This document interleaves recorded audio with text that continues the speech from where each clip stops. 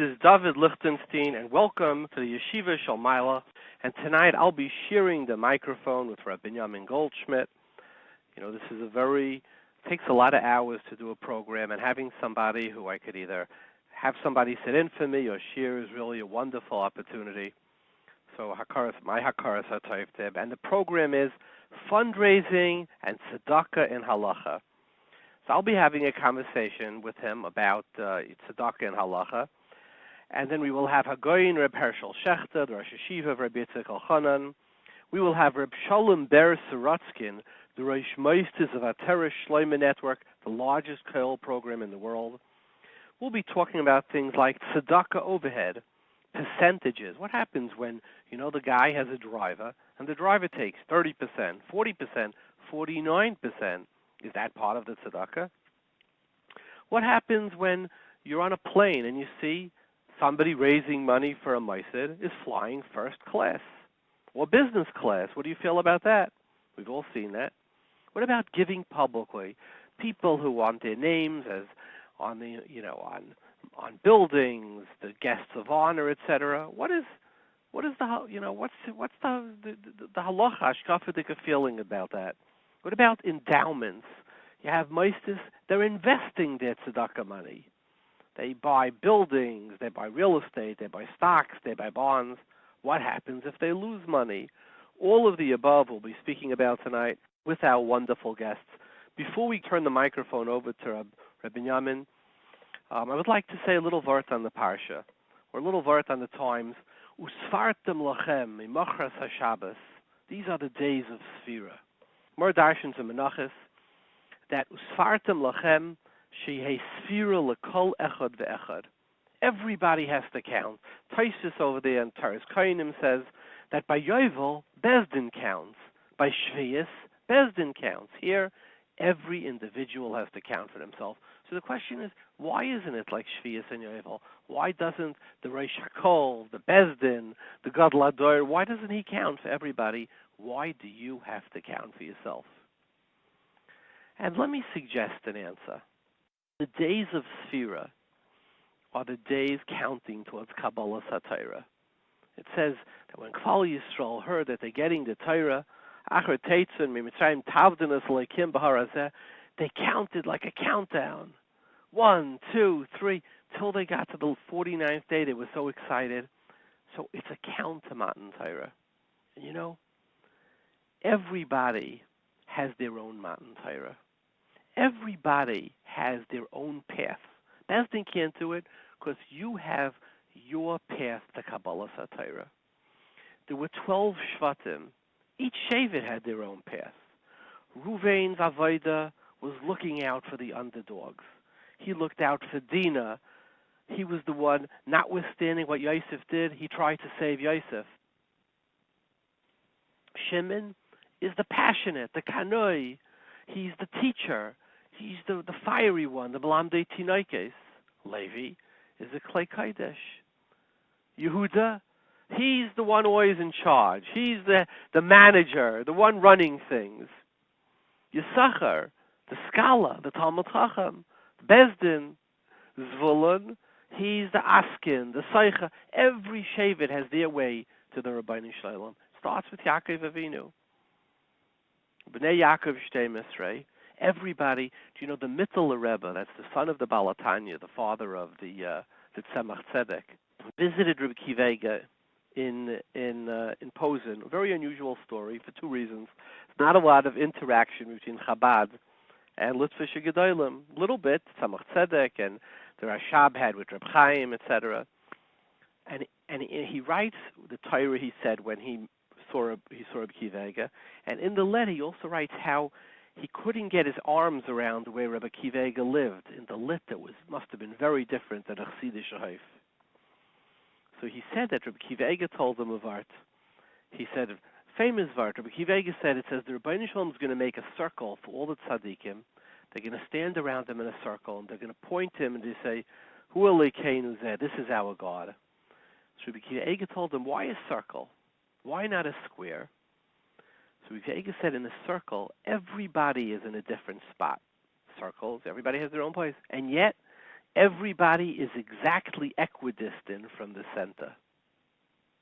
I imagine Rabbi Kiva was saying, yes, we look very different here in Posen, in Germany, than you look in, in the Hasidic Haif, someplace in Ukraine. But we're all equidistant from the Rabbi Sholom. We each have our own service.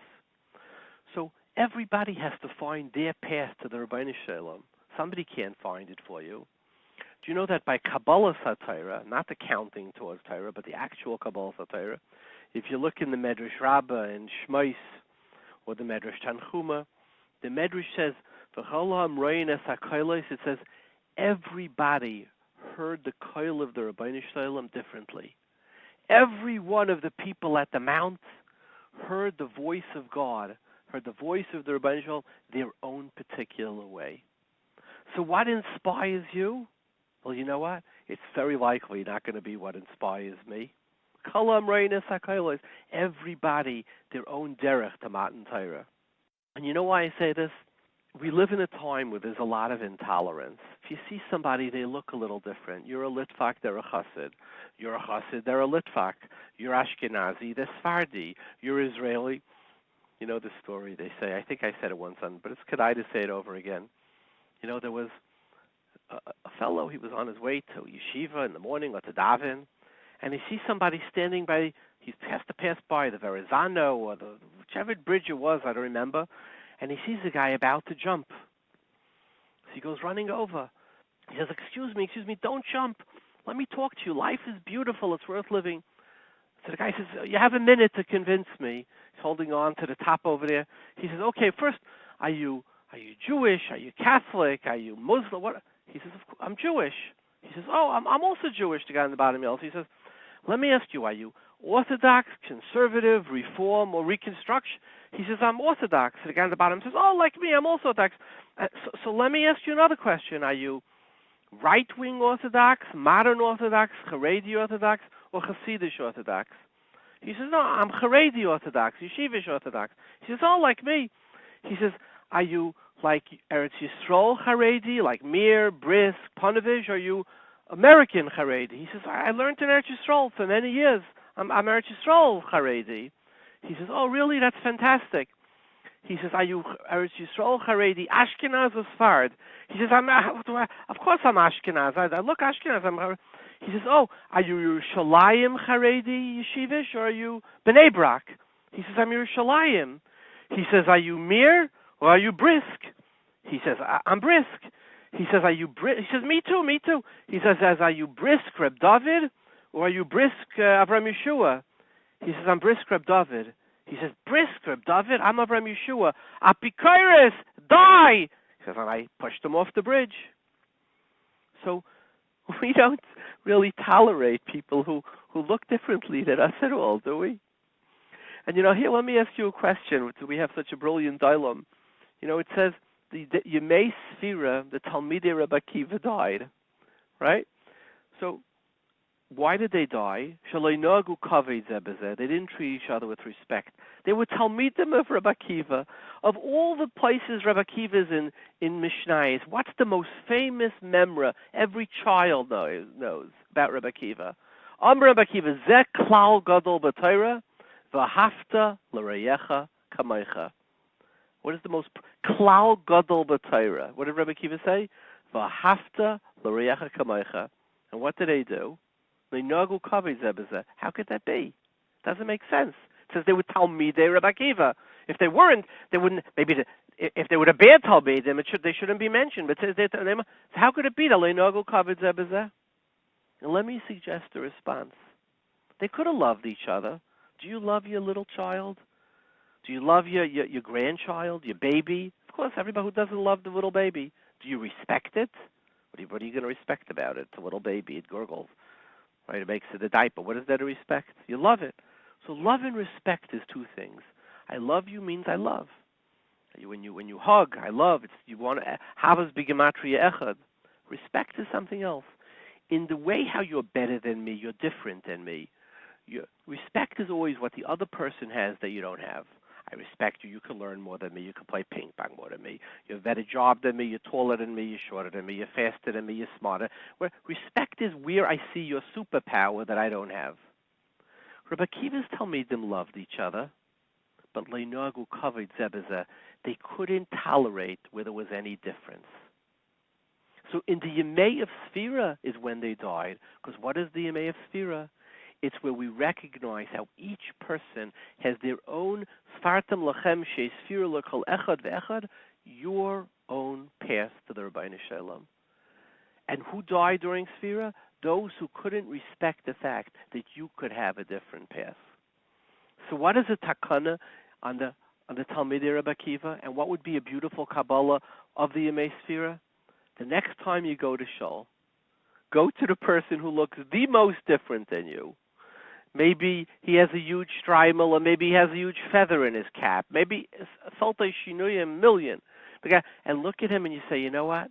I think we're from different Shvatim, but I love you and I respect you. And that's a tikkun on Talmidei Rabbi Akiva of Rabbi Akiva, and that's also what Sphira is all about, our own path. You have your path to the Rabbeinu Shalom, I have path. We're in a circle. Before we go to our wonderful host, let me ask the riddle of the week.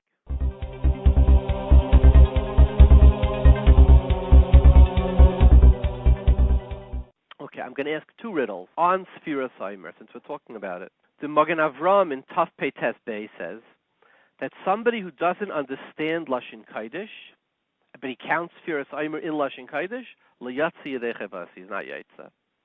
So the question is, mitzvahs kiddush b'Shabbos, right? What's the halacha? You don't understand the word, you makadesh to Shabbos, it's fine.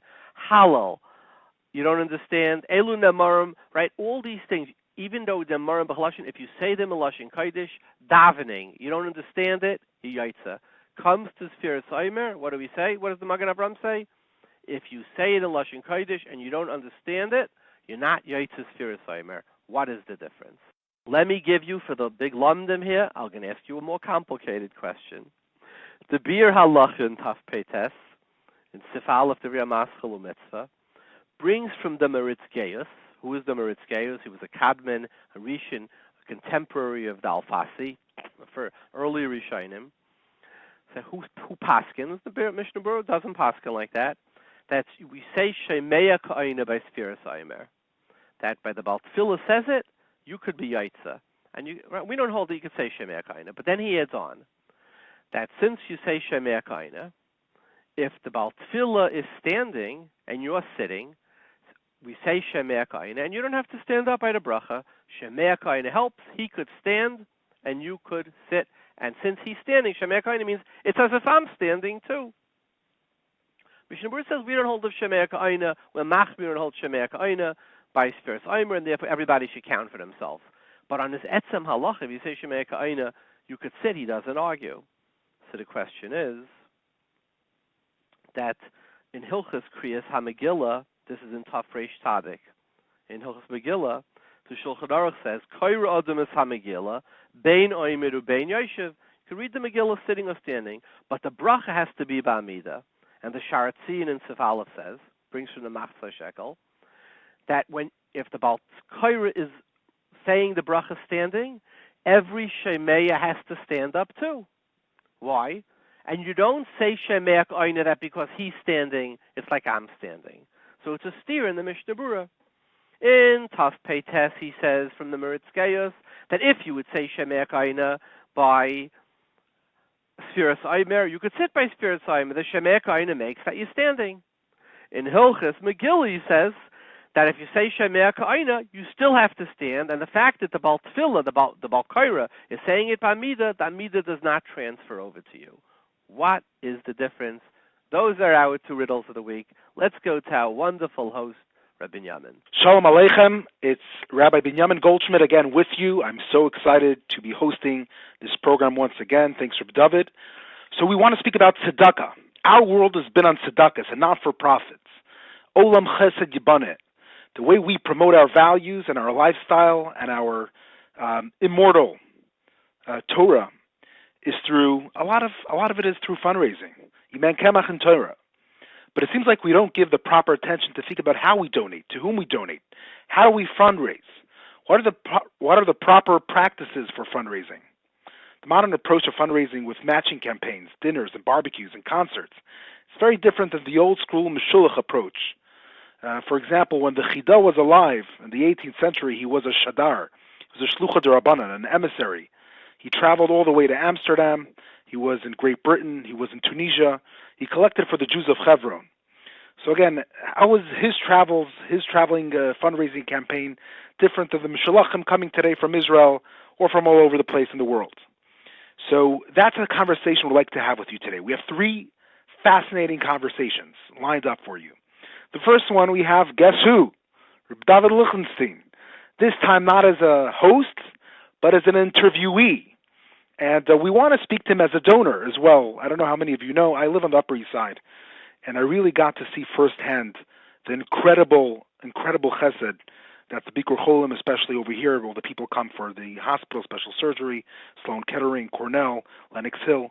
They stay the Bikur Cholim apartments that he has contributed so much to.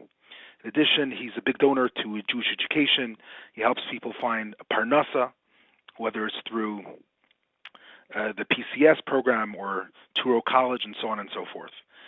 So we're going to discuss with him, are our charities transparent enough? We're blessed with a lot of wealth in our generation. Are Jewish philanthropists living up to their responsibility? Are they giving their fair share to Jewish causes, as some people use this term, fair share? As a donor, how does he choose the proper tzedakah? How does he feel when he gets onto a plane and he sees Gabay tzedakah who are sitting in first class? That's a conversation we're going to have with Reb Dovid. So there's a lot of fascinating material to listen to, and also about the philosophy of fundraising, of charity.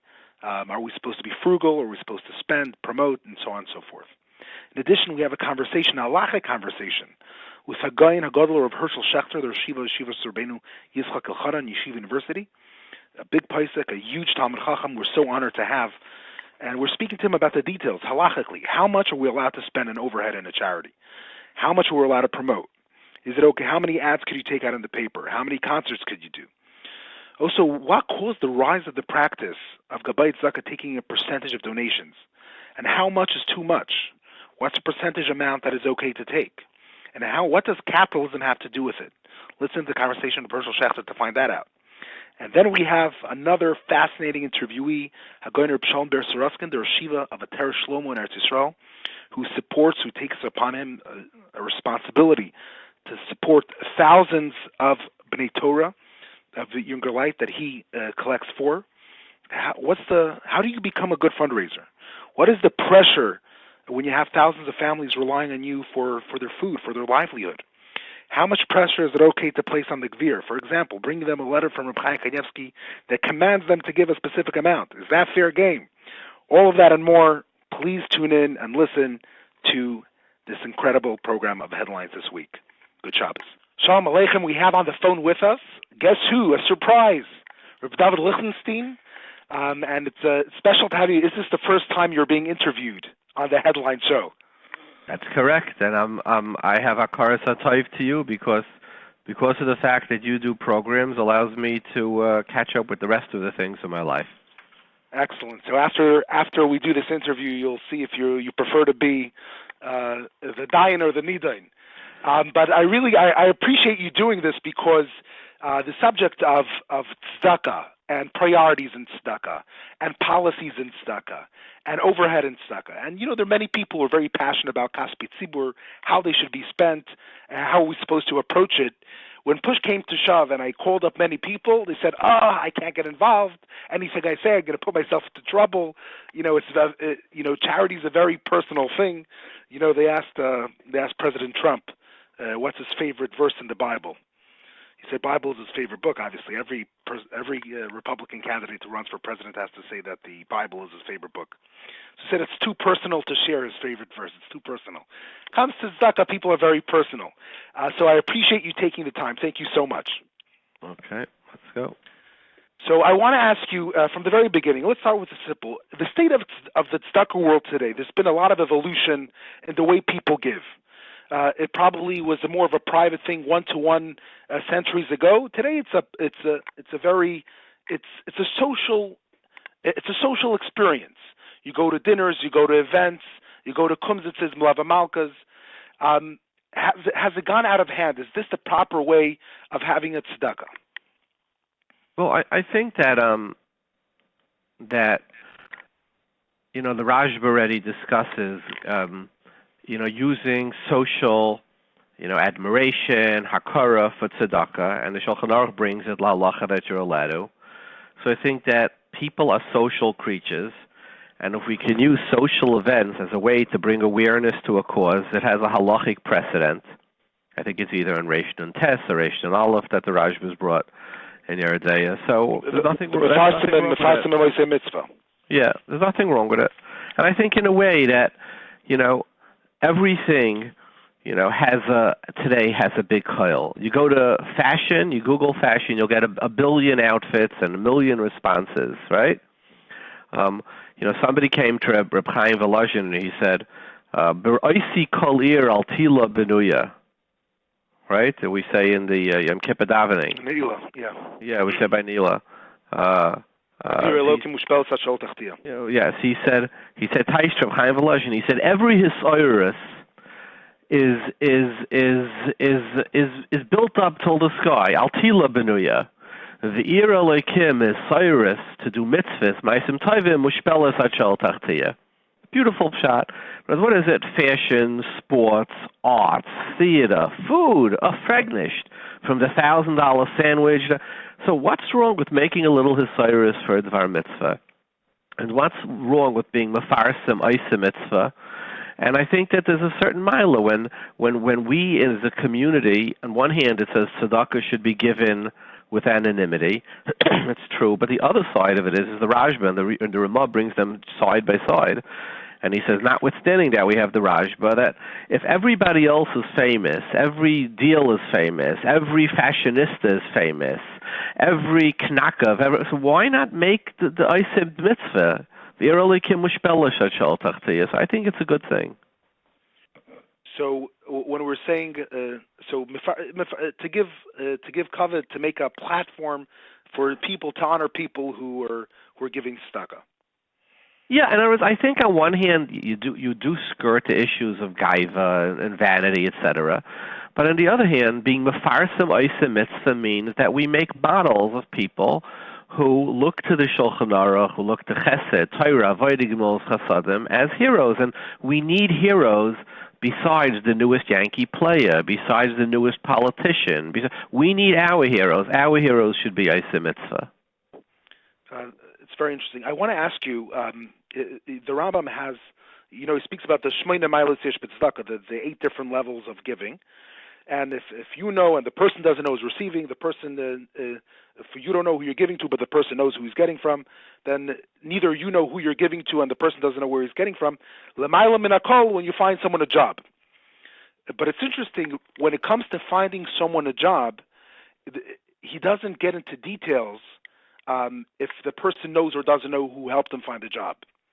Is it because it's practically, it's not shaykh, or because once you find someone a job, you're helping someone so much, it really doesn't make a difference at that point? I don't know. I think Ta'ara is a good Hara. I didn't see anybody's Zayman on it. But it could be that finding somebody a job or training somebody a parnasa, there's nothing inherently humiliating about it. Like somebody going to you help somebody with the tuition to go to a PCS course in Lakewood, or you help somebody to go to Turo, etc. Nobody feels like they were such a nitzrach, etc. The Rabbi, you're helping them get on their feet. So the Ara is a good Ara. It's possible that there's no sense of humiliation, whereas teaching somebody to fish, the person doesn't feel embarrassed. Feeding him fish, the person feels embarrassed. It's interesting, the Drisha, or the Prisha, I forget if it's in the Drisha and the Prisha, in Siman Sadik Zayin, it's Shalaybim Kaimei, Sanhoch Tzedakah, says that the first mila of teaching somebody to find a job is, he says it's greater than Tzedakah, it transcends Tzedakah. Lashon Haram and Shulchan Aruch don't seem that way. But the idea being that all the rest of the milos and tzedakah, give anonymously, don't give anonymously, give with a smile. These are all in how to give tzedakah. The Drisha says, teaching somebody that he shouldn't be he never has to be a makabel tzedakah, transcends the concept of tzedakah. It's l'mayla, the Ram says it's l'mayla mikulam, he says it's l'mayla mikulam, because it's not even tzedakah. You're making the person ois nitzrach. And by the way, even though the Shulchan Aruch doesn't describe it exactly as teaching a job, but if you look in the Aruch HaShulchan on it, the Aruch HaShulchan says the greatest thing, he says, in many cities there are, they teach apprenticeships for people so that they can actually learn wages, and he identifies exactly that concept as. But I think there's another issue that you see from this din in the halacha too. A lot of people, and I see this all the time, you ask them, do you have priorities in tzedakah? Like one, and they say, no, tzedakah, I have priorities. You have to give everybody the same. Ve'veist, who knows who Hashem this, who knows that. And I say, but when you do investments, don't you have priorities in investments? Like, if you could buy a real estate deal with good leverage, you could buy the same deal without leverage, your returns could decrease by 50 or 75%. Don't you think the Rabbi Shalom's money we should look to use leverage to get the biggest value out of it? And they'll say, no, chas v'shalom, I have a beferish halacha and Shulchan Aruch, that the biggest type of tzedakah is teaching somebody how to fish. It's the biggest mile. What does it mean? That when it comes to, this is qualitatively, who you should give, somebody knocks on their door, they say they want to marry off their kid in Eretz Yisrael, they need a dira. That's one tzedakah. Teaching somebody how to support their family so that they never have to come on to tzedakah, and that all their kids, they'll be able to marry off. Shulchan Aruch says that's a much higher quality in tzedakah. That's a ma'ila gedola. Just like when it comes to investments, we look for the best investment. You don't call up the stockbroker and say, anything you suggest I'm going to do. I'm in a mood. All my money, any stock you want. It's not about the first person who pitched you a business that you invest with. No, it's the first stock you do due diligence. So when it comes to an investment, somebody says, what's his track record? What's the stock's track record, etc. When it comes to the Rabbi Shalom's money, anybody who knocks on the door for any cause, and I think that's wrong. So it's interesting. The only place it actually says that you're supposed to give everyone is Purim. Right. But it means, from here you could learn that it's not the regular derech throughout the year. Purim, someone comes over, you give them. You don't turn people away on Purim. It's a din in Purim, but it's not a din for every day. But also, I want to bring a riot to what you're saying. I think the way you're responding to why, when it comes to giving someone a job, there's no already a defus doing it anonymously or them not knowing who gave the job. Also, because Moshe Sternberg has a tshuva regarding when someone has he wants to give matan beseiter, but he owes a teva to someone, to the ani. So if he gives a beseser, the ani is going to think he's a kfui tova. He never did anything good in return. And Rav Moshe Sternberg responded, if you're chayiv akaras atayv to the ani, so there's no inyan of matan beseter, because the whole point of matan beseter that he shouldn't be embarrassed. But if you're chayiv matayva, if this ani was whatever it was that you're chayiv matayva, so then there's no point of matan beseter, because then he doesn't feel bad taking it. Because he feels like he deserves it, because there's a karsa taif. So the whole godless of finding someone a job is that they don't feel the nebuchkeit. So by helping, because they feel like they're working for it, they're learning for it. They're it's their chaylim. Every person got help at some point in his career to go ahead. So I think what you're saying is very it's very meduikos in the Rambam. But can I ask you, if you open you open any magazine, any Mishpacha, Ami, the Lakewood, whatever newspaper we open, every other page is, I think there's probably more advertisements for tzedakah than non-tzedakah things. You have people doing PR campaigns. You have awareness events. You have, party planners. What's the, obviously you need to do it. What's the gather? At some point, how much, when we speak about overhead, how much overhead is acceptable, and when do you say this is too much? And I'm asking you also as a donor, when you see a tzedakah come to you, is that something that you're sheikel before you write a check? Yeah, the story they say over. I heard it from Rabbi Yankala Galinsky. He said when when Yaakov sent matanas to Esav, he said, Eider, right? He sent Masayim, Gumalos, Menikais, etc. All the different, whole volume of presents. He comes to Esav, and Esav is crying. So Rabbi Yankele said, why was Esav crying? He should have been happy. So he said, when he saw all the presents that were sent by the messengers of Yaakov, Esav was crying. He was saying, how much did they skim off the top? That's what Esav was thinking, right? His nervous, how much... So the question is really, it's if you go to, GuideStar, they'll give you the national average for what a responsible charity should be spending on overhead, right? And I don't recall the numbers offhand, but it's someplace in the area of, let's say, 15%. So when you find a driver who's taking 30% off the top, so why should, Yiddish Geld be worse than Goyish Geld? Why should the natural average for a responsible tzedakah charity be 15%? And after that, you check the numbers. Don't trust me on these. But at a certain point, there are averages in life. When people, get sick from the flu, it doesn't matter, Bnei Yisrael or not Bnei Yisrael. There's certain laws of norms. So I think a person should go on GuideStar, see what is the average for a charity. And when somebody abuses that, you say, look, I'm sorry, I can't tell you, but this is what the national average is. Why is it? And if so, really, I want to give my money to Tzedakah, and I don't want to give it for steak dinners with star speakers who charge a lot of money for the speakers, and the halls are a lot of money. And in general, why does somebody only have to give money while they're eating steak? Can't you give Tzedakah when you're not having wine and steak being fed to you? So I think clearly it's personal, and everybody has their own hashara, but the money that's going for the dinner is not going to the yeshiva, it's not going to the moisid, it's not going for the bikkur cholim, etc. And I think, yes, looking for charities that have as low as a overhead as possible would seem to be common sense, wouldn't it? It's like, would you invest someplace where you knew that, the fee was 35 or 40% or whatever it is, 25% for overhead, and they're only earning money on 75% of your investment? Of course not.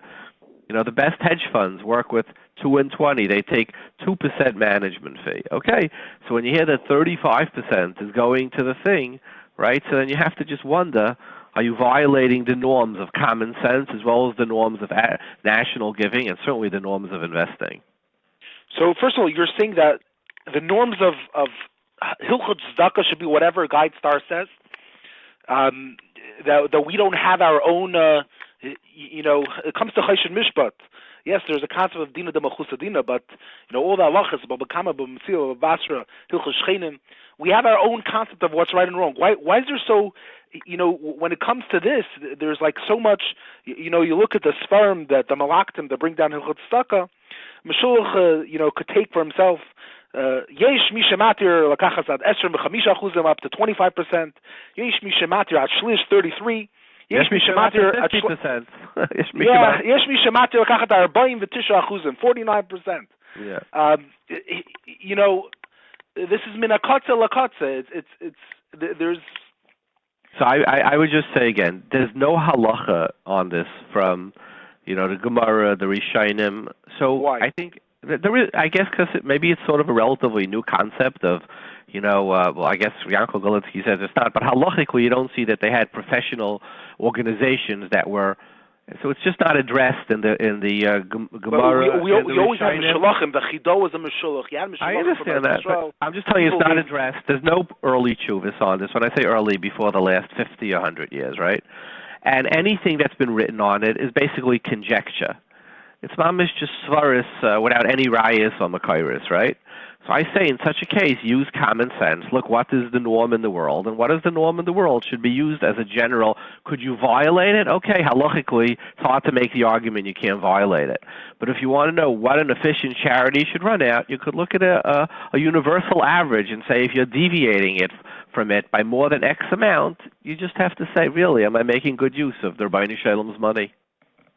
Could I ask you a question? Yeah. You get on a plane and you sit down in your seat and you see that your neighbors in business or first class are gabayit tzedakah. What goes through your head? So I think that's a difficult question, okay? And I would say that, and again, there's no, I'm talking now as an individual because there's very little halacha that I could quote on this, right? But I would say that for the majority of people fly economy, like 90%, right? If you see somebody flying first class on Tzedaka ticket, you really have to raise your eyebrows. And I've seen it a few times, and I really like, wow, is this a Tzedaka you should be contributing to, right? But I would say, on the other hand, let's be realistic. You have some Mishalachim and, the big Askanim who fly very often. I mean, you're going to have some Askanim, I think we have on this program, who could be in America 2 or 3 times a month. So if they say, look, I need to be... The average person flies twice a year, so... Yeah, and I have to be upgraded to business simply because I would collapse physically. I think that's an understandable position, right? Yeshiva needs to give shir the day he comes back from America. Yeah, or it could be that somebody's paying for it. Maybe he's coming for a chasana and somebody's paying for it. So I would say you should differentiate between first class, which is clearly a luxury and it's not necessary, business class, which could be a necessity for somebody who's really working on an extended schedule. So it's really a judgment call, but I could see somebody who never flew business and sees their local Gabe Tzedakah flying business is getting very upset. So I think it's really a personal thing. Reb Nachum Mendel Sperrin writes in his Tzedakah, when it comes to, he takes very much your approach. Whatever, if it's a person, whatever is accepted in the industry standard. If someone who's raises a certain amount a year, it's accepted that person flies business, or because of their age, or of their profession, or of the amount of time they fly, that's fine. Whatever is the industry average, whatever is acceptable. If it's a Maisa that raises $100,000 a year and someone flies and the expenses are exorbitant, so then obviously this is wrong. If someone raises enormous amounts of funds and he's constantly on the go, so then it's accepted. So you take the approach, whatever is. So you're done with Chapschus. They flew in for someone flew them in for a wedding, or if there's a special need for it. I think that there's a lot of different moving parts that you have to be aware of before you pass judgment. How's that? I agree. I agree 100%. Let me ask you, we had our Hershel Shachter also. We were having him on this interview, and he said he feels like the whole concept of taking percentages, which is, mentioned the Paiskim, just very late, is because it's capitalism, encourage people. You need to motivate people, so that's the way it started to work in these days. There was a TED talk by one of the world's biggest fundraisers. I don't know if you heard it, Dan Pelota. He gave a talk. The way we think of charity is dead wrong, and I listened to his short shtickle Torah, and he opened my eyes in many ways, and I'm curious to hear what you have to think about it. And he comes with a completely different approach. He says that he feels that we discriminate against charities. We discriminate between practices that are acceptable in the business world and practices that are acceptable in the world of non-for-profit and charity. And he says, we think about overhead. People, they want to keep overhead low. But, when it comes to business, people believe in advertising. People spend billions and billions of dollars in advertising. When you want to grow the pie of what people give, you need to push. You can't put it on leaflets and laundromats. You have to take full-page ads in the New York Times and the Boston Globe, and you can't have a TV ad at 3 o'clock in the morning. It has to be in prime time. And he raised hundreds of millions of dollars for cancer and for medical research.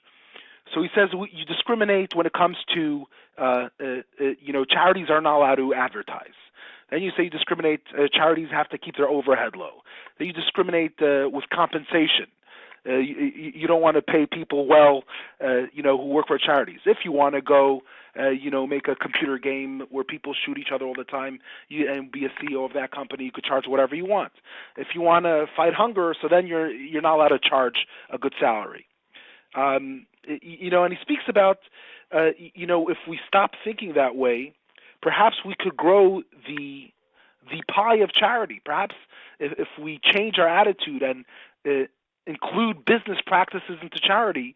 There are companies that didn't turn a profit for years and are going an IPO because they believe it's long term. Also, in addition, the charities are not allowed to risk take.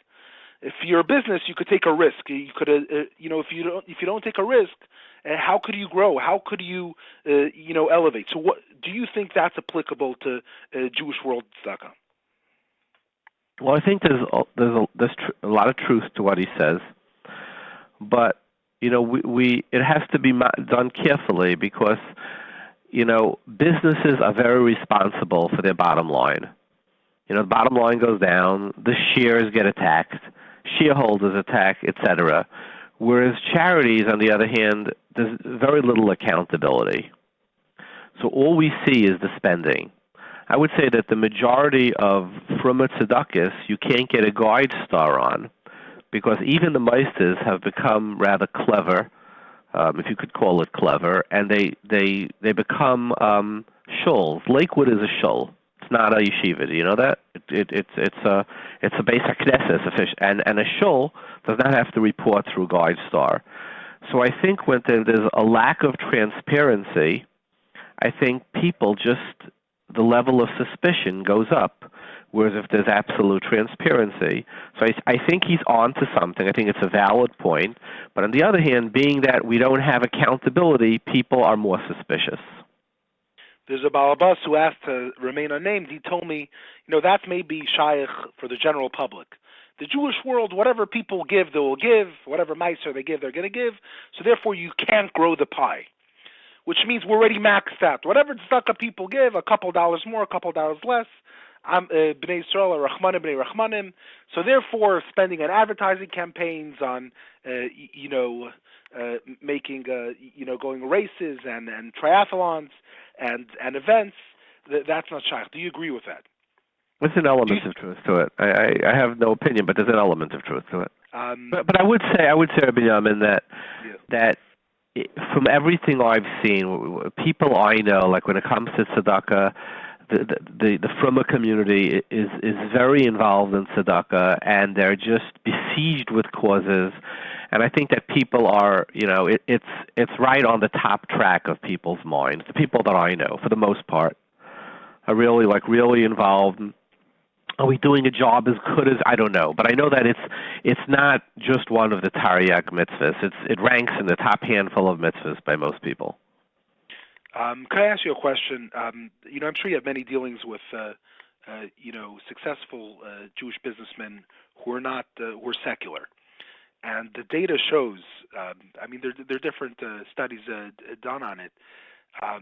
But the number I heard, that's only 10% of Jewish donations go to Jewish causes. When you meet someone who gives $50 million to the Los Angeles Philharmonic, and doesn't support causes Israel, causes that are important to the Jewish people. What do you tell them? How do you communicate with them? Is this something that you try to take on to inspire others? We're speaking about getting others to give to causes we believe in.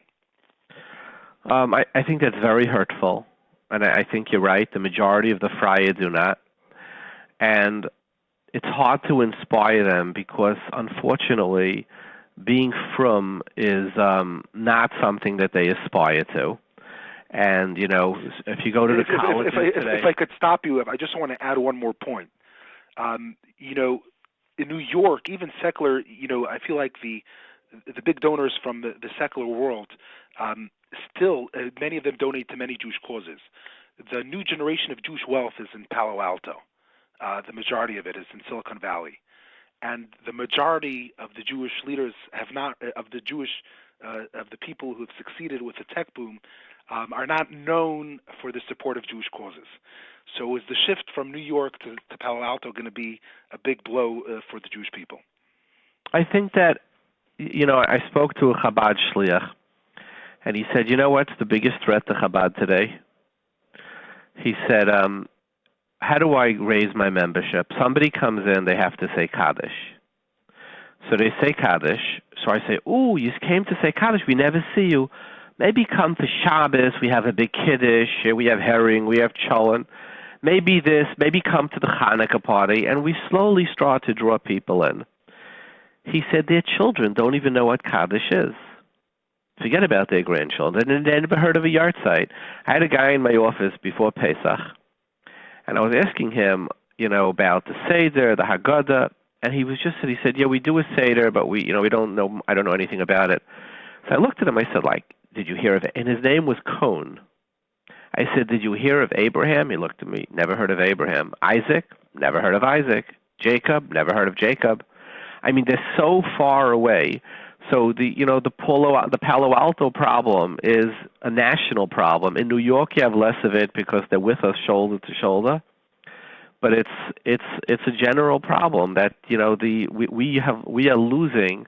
The 80% of Jews who are not affiliated or the Reform, they're mamish being this bel ben akum in a way that's 70% into marriage. They're really, and just allow me to go off on a little bit of an aside. I think raising the profile of the from a person in an honorable way is very important. Which, when I see something, let's say the anti-vaccine movement, right, which is for the most part a bunch of Michigayim, right, who are anti-vaccine. But when we, the Orthodox, are painted in the national news as sort of primitive, as pagan, as Neanderthal men, right? It puts a black eye because Atem Nikra Adam, all of Klal Yisrael, certainly all the Haredim are seen as one. So if you have one anti-vax Meshugana making it into the news, if there's 700 cases in the United States and 350 of them are in Fruma communities and we make the national news, you know what it is? It's not about anti-vax. It's why 10,000 Freie Jewish kids or 500,000 Jewish kids will marry a Shegitz because you're a Meshugana. So I see these people not as anti-vaxxers, which the way of getting damaged are still, notwithstanding after a fairly remote, people dying of measles is one, and X number of thousand, this is remote, but the Reidfim of Klal Yisrael, the Reidfim of Yiddishkeit, and the Reidfim of the Rabbi Sholom, when we speak about the black eye and the intermarriage that something like this causes. Endowments, institution founding endowments and investing money to build a stable financial future. What's your take on it? It's rarely done. There are few people who did it well, especially in the Frummer world. It's all it's you could say there are very few organizations that had a long-term vision. The Panovich HaRav, there's still today's the Batei Netzivim of Panovich. They get rent. They have a lot of real estate. There are very few organizations that are really invested in a large endowment. What's your feel about it? First of all, are you allowed to invest Tzedakah as an endowment? Number two, if you are we doing it enough, or we're not doing it, and so on and so forth? What do you think? I think that this is an old Shiloh that's discussed, goes back all the way to the Yerushalmi, and the Gemara in Ksubis and the Gemara, I think it's on Daf Kuvav, discusses about, the Gemara says you can't be Mishtaka b'shel Hegdish, and also not be aniyim, but the Ramah brings that our minig is that you can invest the money of aniyim. However, the Aruch HaShulchan, who was, the great Paisik, he says that when you invest the mammon of aniyim, you have to make sure that it's a very, very high likelihood of success. Like Korev l'schar, and he says, Rachik mehefsid, like the Gemara says by Moas Yisaimim, you need a greater level of certainty when you're investing orphans and widows in Wall Street. They call it orphan and widow money. In other words, you put it into bonds, you put it into blue chips. So, for example, there was an article recently in the paper about an organization, Car for Kids, where they lost a substantial amount of their endowments speculating in real estate. And I would put to you that not only is halachically that incorrect, that Aruch HaShulchan says, but if you look in the Yerushalmi, let's say in Perek Daled of Shkalim, the Yerushalmi is pretty clear that, and the Sholom brings it, and it's brought by Leda Paiskim, the Tzitz Eliezer, it said, that if somebody invests on behalf of Tzedakah and they lose the money, they are personally responsible to replace the mois that they lost, right? And later, Paiskim, I'm saying the Tzitz Eliezer, the Shevet Levi, quote this Yerushalmi to say that even though the Shulchan Aruch, the Ramah brings that you are allowed to invest it, it has to be something that you would invest an orphan or a widow's money that way. And speculating in things like real estate or on the stock market certainly don't fall into that category. So I would say, can it be done? There's a halachic precedent. Does it have to be done with great care? Certainly, the Shulchan Aruch and Paiskim say that way. And more than that, they say that it requires like a personal guarantee of the investor. So being reckless when we see a moisid that's reckless with mois tzedakah, we should, I think, call that tzedakah, call them on the mat and say, who's replacing this money that was this mois tzedakah?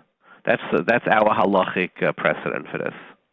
The Tzitz Eliezer also mentions it. Someone asked him from Denmark about is it better to make a fund that gives out money right away, but if they can't, could they invest the money? So he said, you should always keep money on hand on cash that you could give to Nani if he needs it. But then he also writes that that they will lose more than the carrot, than the capital. Right. So, and then he says another eitzah is to add a min mufkar lebitzut varashka min aroi limnois al kach mispar nashim sheyichashvu gabay tzedakah kedei sheyachashav adavar kilu giu kvar ksafim liadanim. So you should hire people to deal with it. So it's considered that they're zeicha for the name. My question is: do you prefer when you give tzedakahs, you macro manage it or micromanage it? So, look, my personal feeling is that I run an investment firm, right? And I rarely invest with others because that's what I know how to do, right? And the more you have control over it, I feel the less is the opportunity for loss. So, so should the moisid be investing its money? Look, let's go back to your question. You're asking micro and macro. So what I do personally, and this is very personal, is that Baruch Hashem, I'm able to put aside large enough swaths of money so that I make sure that where we do it, for example, there's very minimal overhead. There's no games. There's nobody being paid $250,000 salaries. I can make those types of requests. A lot of people don't have the ability to make those requests, but I would just reiterate that I think that the Rabbeinu Sholom's money should be seen at the very least as your own. In other words, would you just sprinkle money? The answer is no. We spend it. It's our time, which is the most valuable thing in our lives is our time. So when it comes to Rabbeinu Sholom's money, we should have, I think, greater.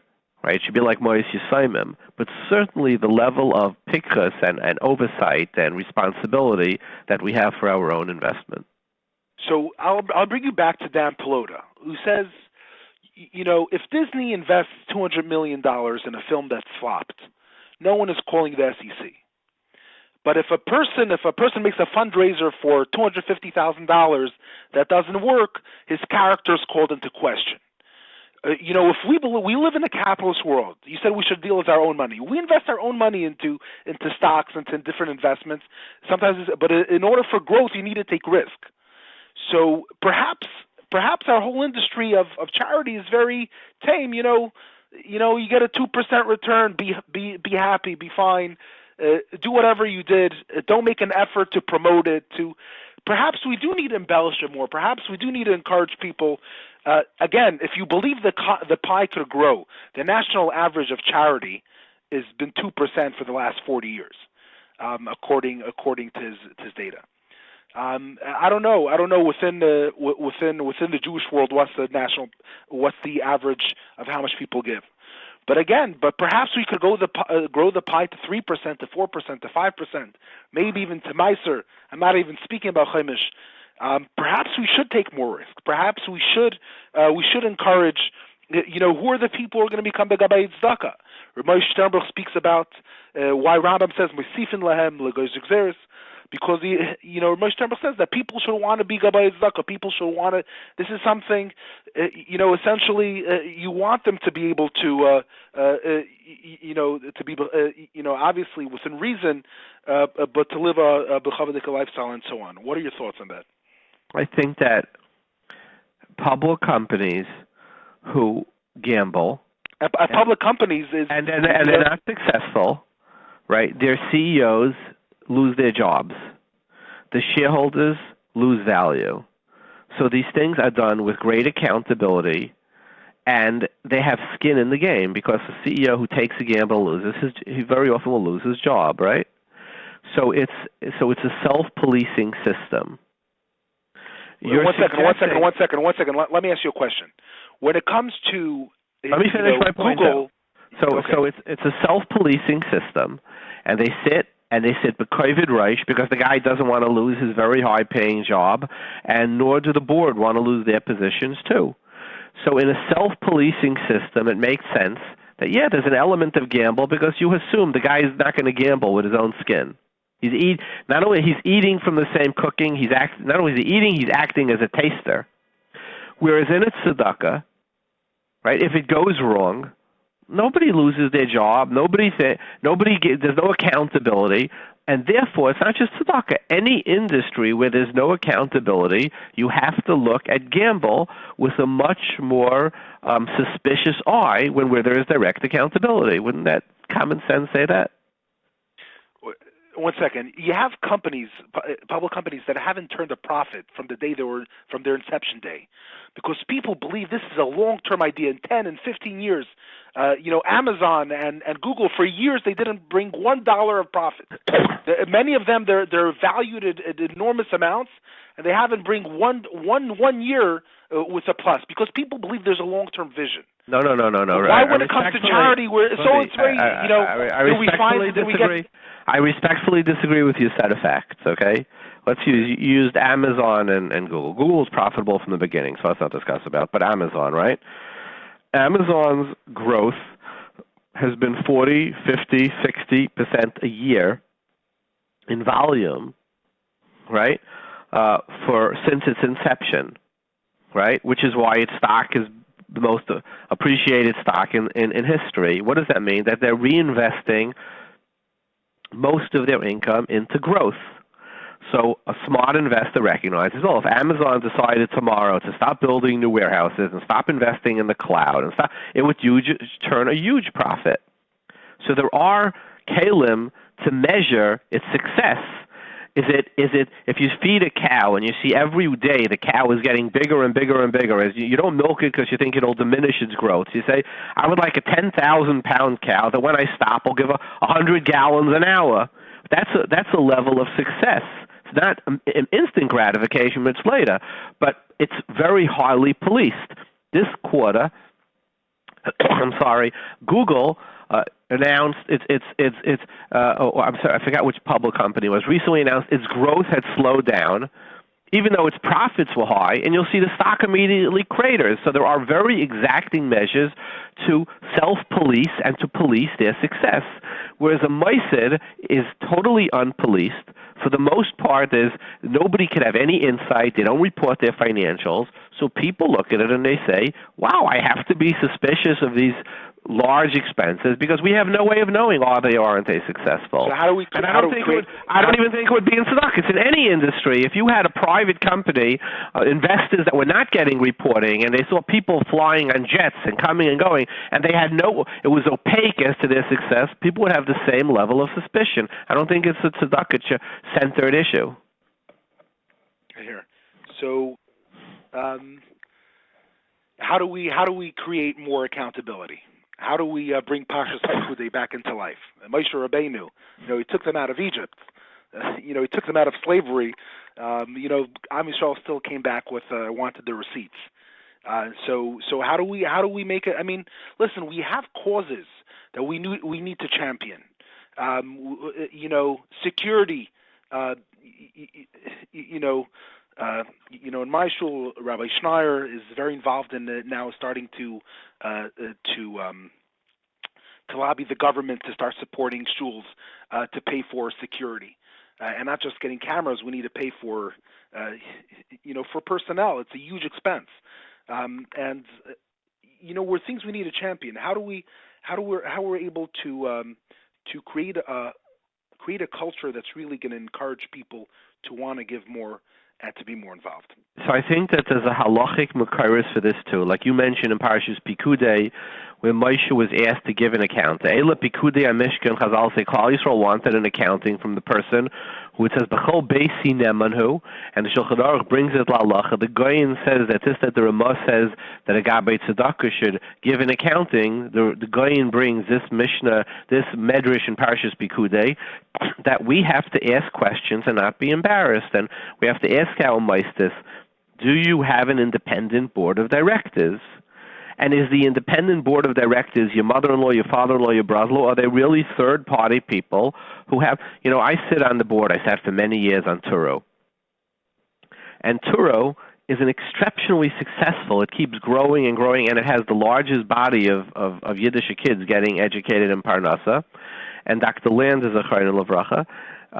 Put on an independent board that really grills the Hanhala about success and amount of students and what it's costing. We have a halachic basis of telling tzedakahs, pikudei, we would like to have an accountability. And as long as we say we don't want to have accountability, yes, we will continue we'll have opaque tzedakahs that often are used for causes that will upset people. And I'm looking here at a Gilui Das that somebody sent me, that's signed by Rav Shmuel Kamenetsky, Rav Aaron Feldman, Rav Dovid, about tzedakahs that basically come with all these bogus claims. If you send Chai Ruppel, your daughter will get a shidduch.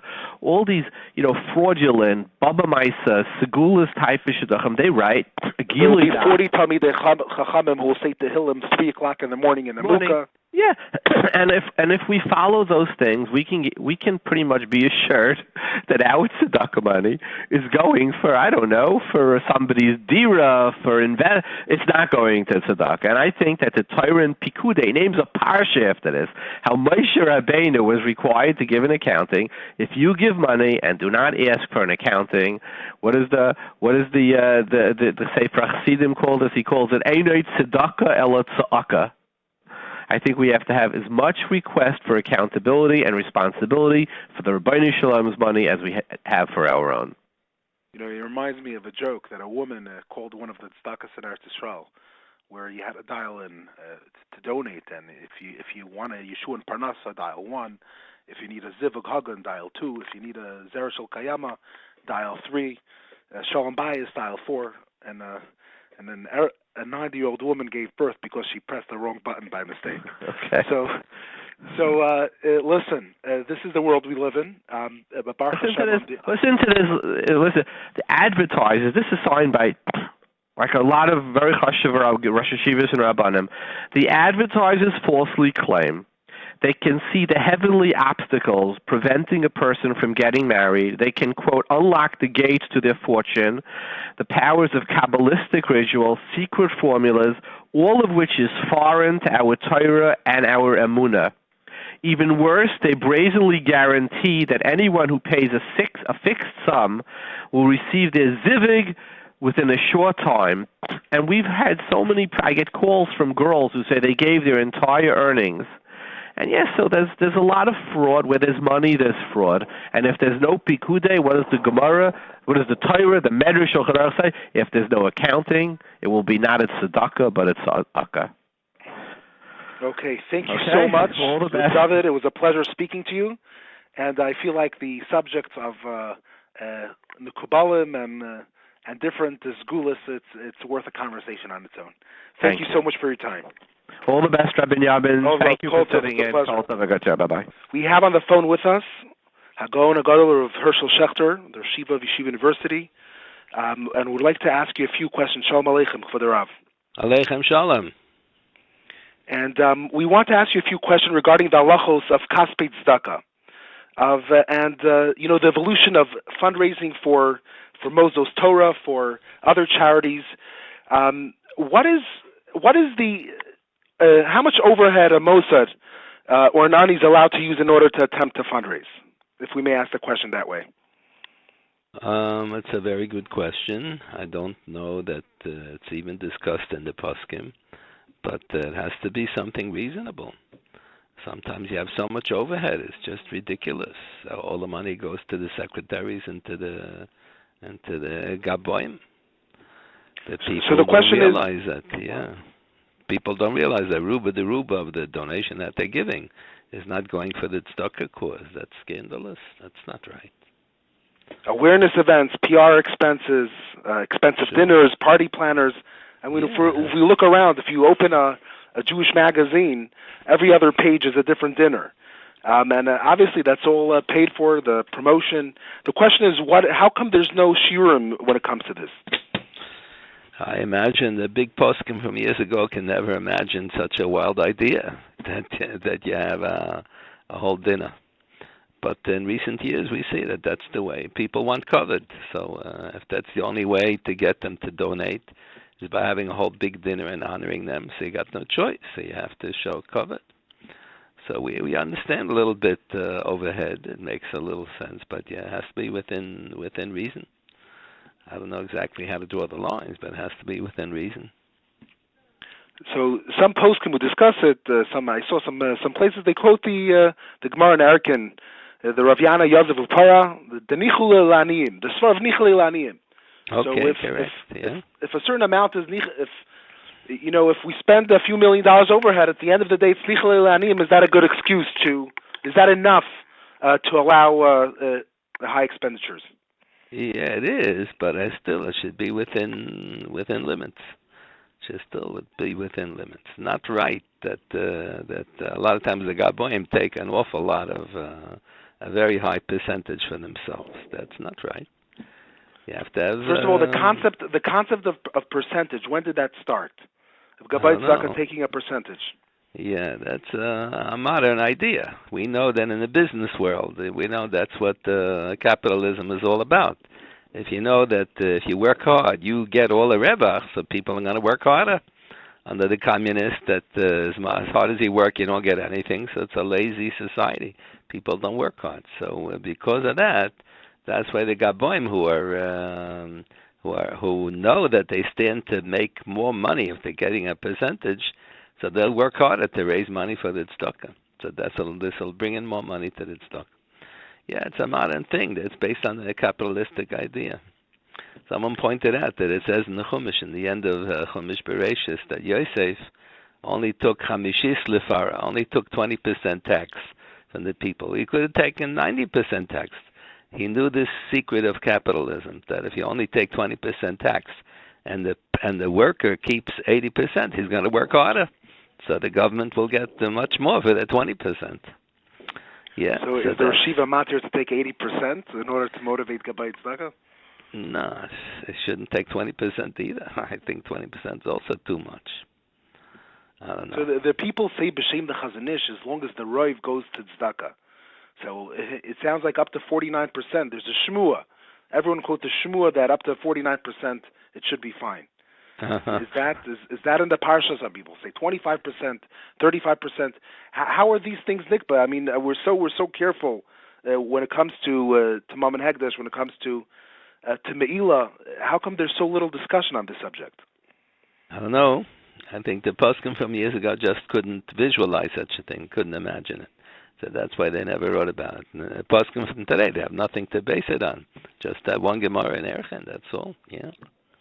We understand. You have to encourage the gaboim a little bit. So nichlu lanim, okay, a little bit, but it has to be within reason. I don't know. I think 49%. That's way too much. I wonder if the Chazanish really meant it. There's a tshuva of the Marsham. I think the first tshuva that discusses percentages. Yeah. Chelek in Ayin Zion, that he says that the reason you could give a percentage beyond the salary to a Gabbai Tzedakah, he bases it on Shemuter L'Shanos Me'ani Le'ani. So, not all of them are aniyim today that you could say you could use that heter. Of course not. Yeah. What would the Yeshiva say is L'Kul... What? Sounds your What word. would the Yeshiva say? Muter L'Shanos Me'ani Le'ani, yeah. The Gabayim are not aniyim, yeah. what would the Yeshiva say is l'kula al megezel? And does it make a difference if the Gabbai and the Moised agreed on it in advance? It's not right. The Gabbai is not about us to agree to too much. It's not right. It's not how right. about travel expenses? People speak about Gabbai Tzedaka going, flying business, first class. What does the Yeshiva have to say about that? I think it's scandalous. I go for Yeshiva University to Eretz Yisrael a few times a year, so I always used to go economy class. The last couple of years I have had surgery on my spine, so now I go business class because it's unhealthy for me to go economy because you're all cramped in. But I used to go all the time economy class, and I see the Gaboim from the Tzedakahs. They're going first class, business class. I think it's scandalous. They're eating up the money from the Tzedakah unnecessarily. It's improper. They should also be Moshe Nefesh a little bit.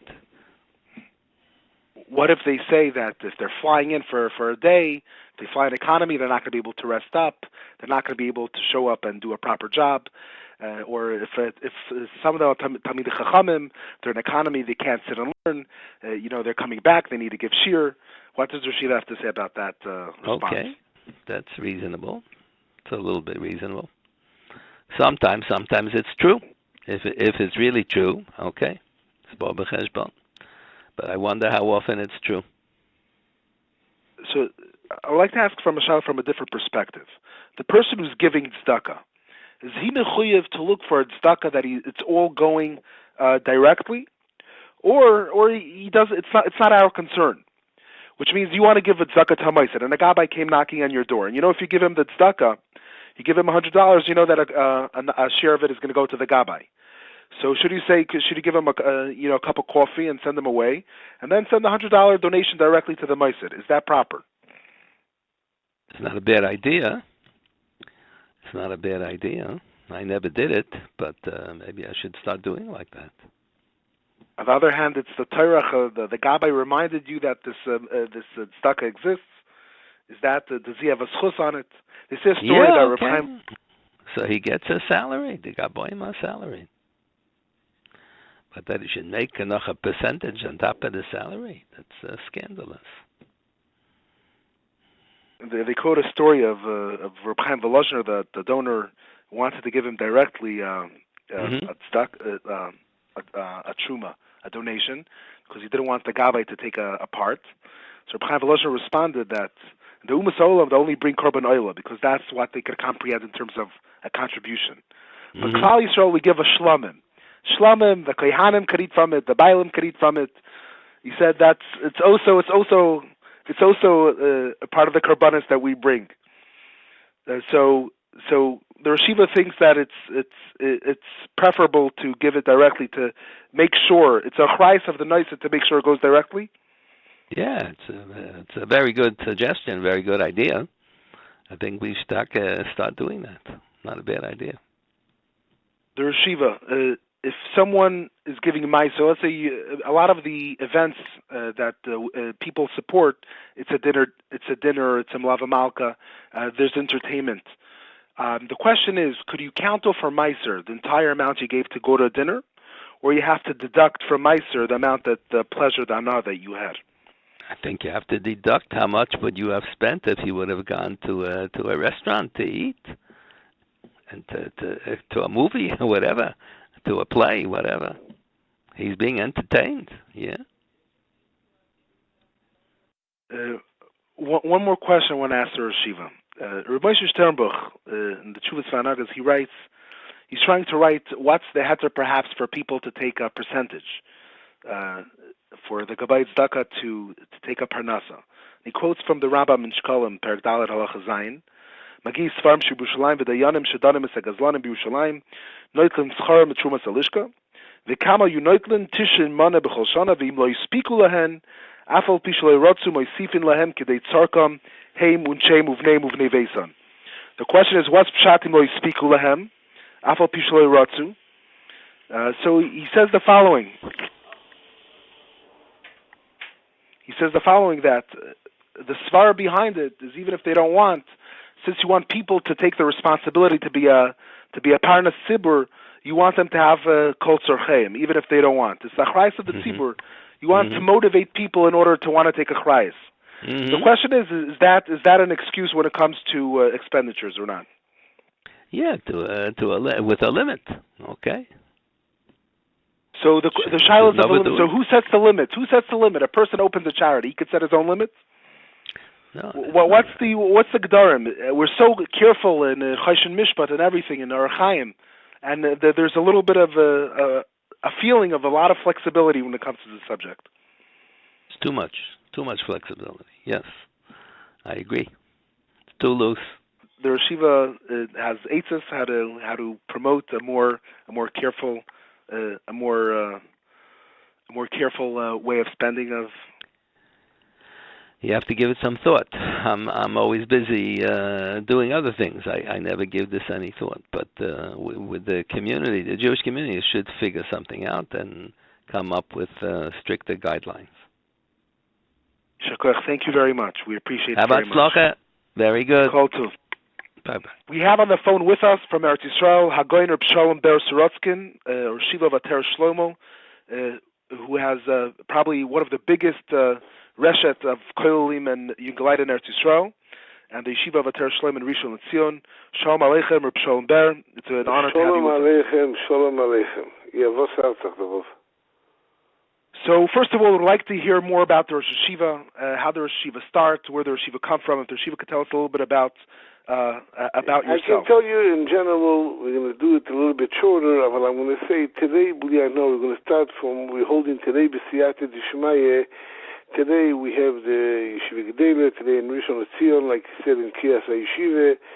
It's a village himself from 100 dunam, we have over there already the 5th year from the Yeshiva. It's 4.5 years already from we started the Yeshiva, and we have close to 750 bochrim in the Yeshiva. This Yeshiva Besmedrash, Yeshiva Gedela, Be'ez Hashem. And this Maila from that Yeshiva, I think, is the only place in the world. There's a whole village, a whole shchuna, like you say. There's no cell phone over there and no newspaper. Mamish, no, I feel not Yated Ne'eman doesn't go in. It's Mamish Bilti L'Hashem Levadri. The Brochim, it's not far from the city. It's 10 minutes, 15 minutes from drive from Nebrak. And when you walk into this place, it's a very normal place, Baruch Hashem, and like in the Hasmod over there, it's Ma'alegeda Meshuar. You can walk into Besmedrash sometimes. In Zmanim, the Besmedrash is packed. I tell you, somebody came to the Yeshiva. I didn't know it's so Chosh V'zach. It was the last Shabbos from the Zman. Somebody came visit the Yeshiva in Geman. He walked into the Shnesset, the Kurot to 12 by night. It was not one place to sit. Sometimes you live the nest himself. You don't chop. How's the nest big? And Baruch Hashem, we were so... In Balanes Makir Beniso. And Balanes Makir Beniso. And it's only the 4.5 year and almost 750 Bochum today, and not only this... If there's no newspaper, not even Yated Ne'eman, what do the Bachram do Ben Azdarim? The Bochum, if you walk into the Besmedrash, you can see, and Bochum is a very happy Bochum, by the way. It only shows one thing: you can hold everything like this, and Baruch Hashem, very happy Bochum. You can walk in, everybody smiling and happy, because Baruch Hashem, I'm also makbid very much. The Besmedrash is going to look nice, the Durham is going to look nice, they give good food. I'm very makbid in this time from the Acharona. It can be in a little less from a centimeter. It can be the old Yitzhahara can be over there. When you want a bocher to be steigen learning 14, 15 hours a day and davening like a mensch and be emes ready to be, God will be thrilled to be a Talmid Chochem, as you have to push it to bocher. Also, I don't think what's the difference from that to any university. Everybody thinks they have to have nice and beautiful. I think in Ben Teri is Ben Melech from the Kosh Baruch Hu. He has to have a beautiful place and a nice place and a convenient place. פשוט כלון בתרויק, מצ'ל בזה נפש, דירונו של אודם, הרחיב את דייטה של אודם, השני בסמר, and they get, for sure, we give a lot more, it could be from usual gashmias, because we don't want a bocher to go out from a bocher can go out, it doesn't have to have a permission to go out, yeah? It's not a jail, chas v'sholom, pulfakert, but the Metzias is most, the Rubu, roiv min, bocher don't walk out, I'm not talking on the Iyun, the sheet from the Iyun in the Yeshiva. 1 second, the Yeshiva, I just want to ask a question. You spoke about, giving a lot of great gashmias to the Yeshiva Baruch. And by the way, is there mazganim? Do you have air conditioning in the dorm rooms for the Yes. Bachur. Yeah, for sure. Wow, and I wish I would know in my times if the yeshiva would exist. We have not only or come learn by the Rosh Yeshiva. And also it's a nice room. I can tell you, was one of the people, one of the Goldschmidt Talmidei Chachamim in Hershel once walked over to me and told me how you put Ikkedush on all night for the Bochrim. I couldn't hear. What did the Rosh Yeshiva say? One of the Talmidei Chachamim in Hershel, he has the yeshiva also. He came to tell me how you can put on Ikkedush for the Bochrim all night. You put in the dorms Ikkedush. I told him, I don't know what he wants. It's very hot. What do you want Bochur to come up in the morning and suffer again? We're trying to take off from a Bochur the Nisyanis. The Bochur doesn't have to suffer, get up sweating and not feeling good, and you force him to come to the Besmesh, and then we don't want to be forced. The whole idea for the Yeshiva is to give the Sholom Nefesh for Bochur to turn from himself, from Chanech Lanagel Pidarkoi, from his derech to build him up to be a Talmid Chochem, want to be a Masmid, to like Torah, to have Simchas Torah, to have Havas Torah. And the Metzius is every Bochur finished Bos the Yeshiva after 6 years already fahered chutz on the Shita Sa'irin, like you said before. She's the main thing from the Yeshiva. They fahered in 1,080 blot 9 times. In Yeshiva, wow, every Bochur, over 95% know 1,080 blot by heart. This comes from end of the Zman, from Hanukkah, end of Zman summer, end of Zman winter, when everybody's going in the Tzafon for Tiyulim, everybody's going for tours, and all over with the Bochur end of the Zman, it's mamish like Yom Kippur, Asmoda from 16, 17 hours. You have to know, Tiny Sester, everybody got up in Yeshiva, 3:30 in the morning, we had a good big breakfast, and then everybody, we started the Seder from 4 o'clock till 2 o'clock in the afternoon. Shachter was in the middle, then 2 o'clock was Mincha, and it was Purim, and later we had 4 hours Seder little Purim, and from the day after Shoshan Purim, it was straight till Choftes Nisan by night, was every day curved to 14 to 15 hours Dorim. Wow. This is the time to make could I ask the Rosh Yeshiva a question? Ask the Rosh Yeshiva a question. What would the Rosh Yeshiva answer to someone who says that Chazal say, Pas Bamelach Teichal Mayim B'Meshura Tishte, Avaretz Atayoshen, Zay Darko Shel Torah. Okay, so I answer this question.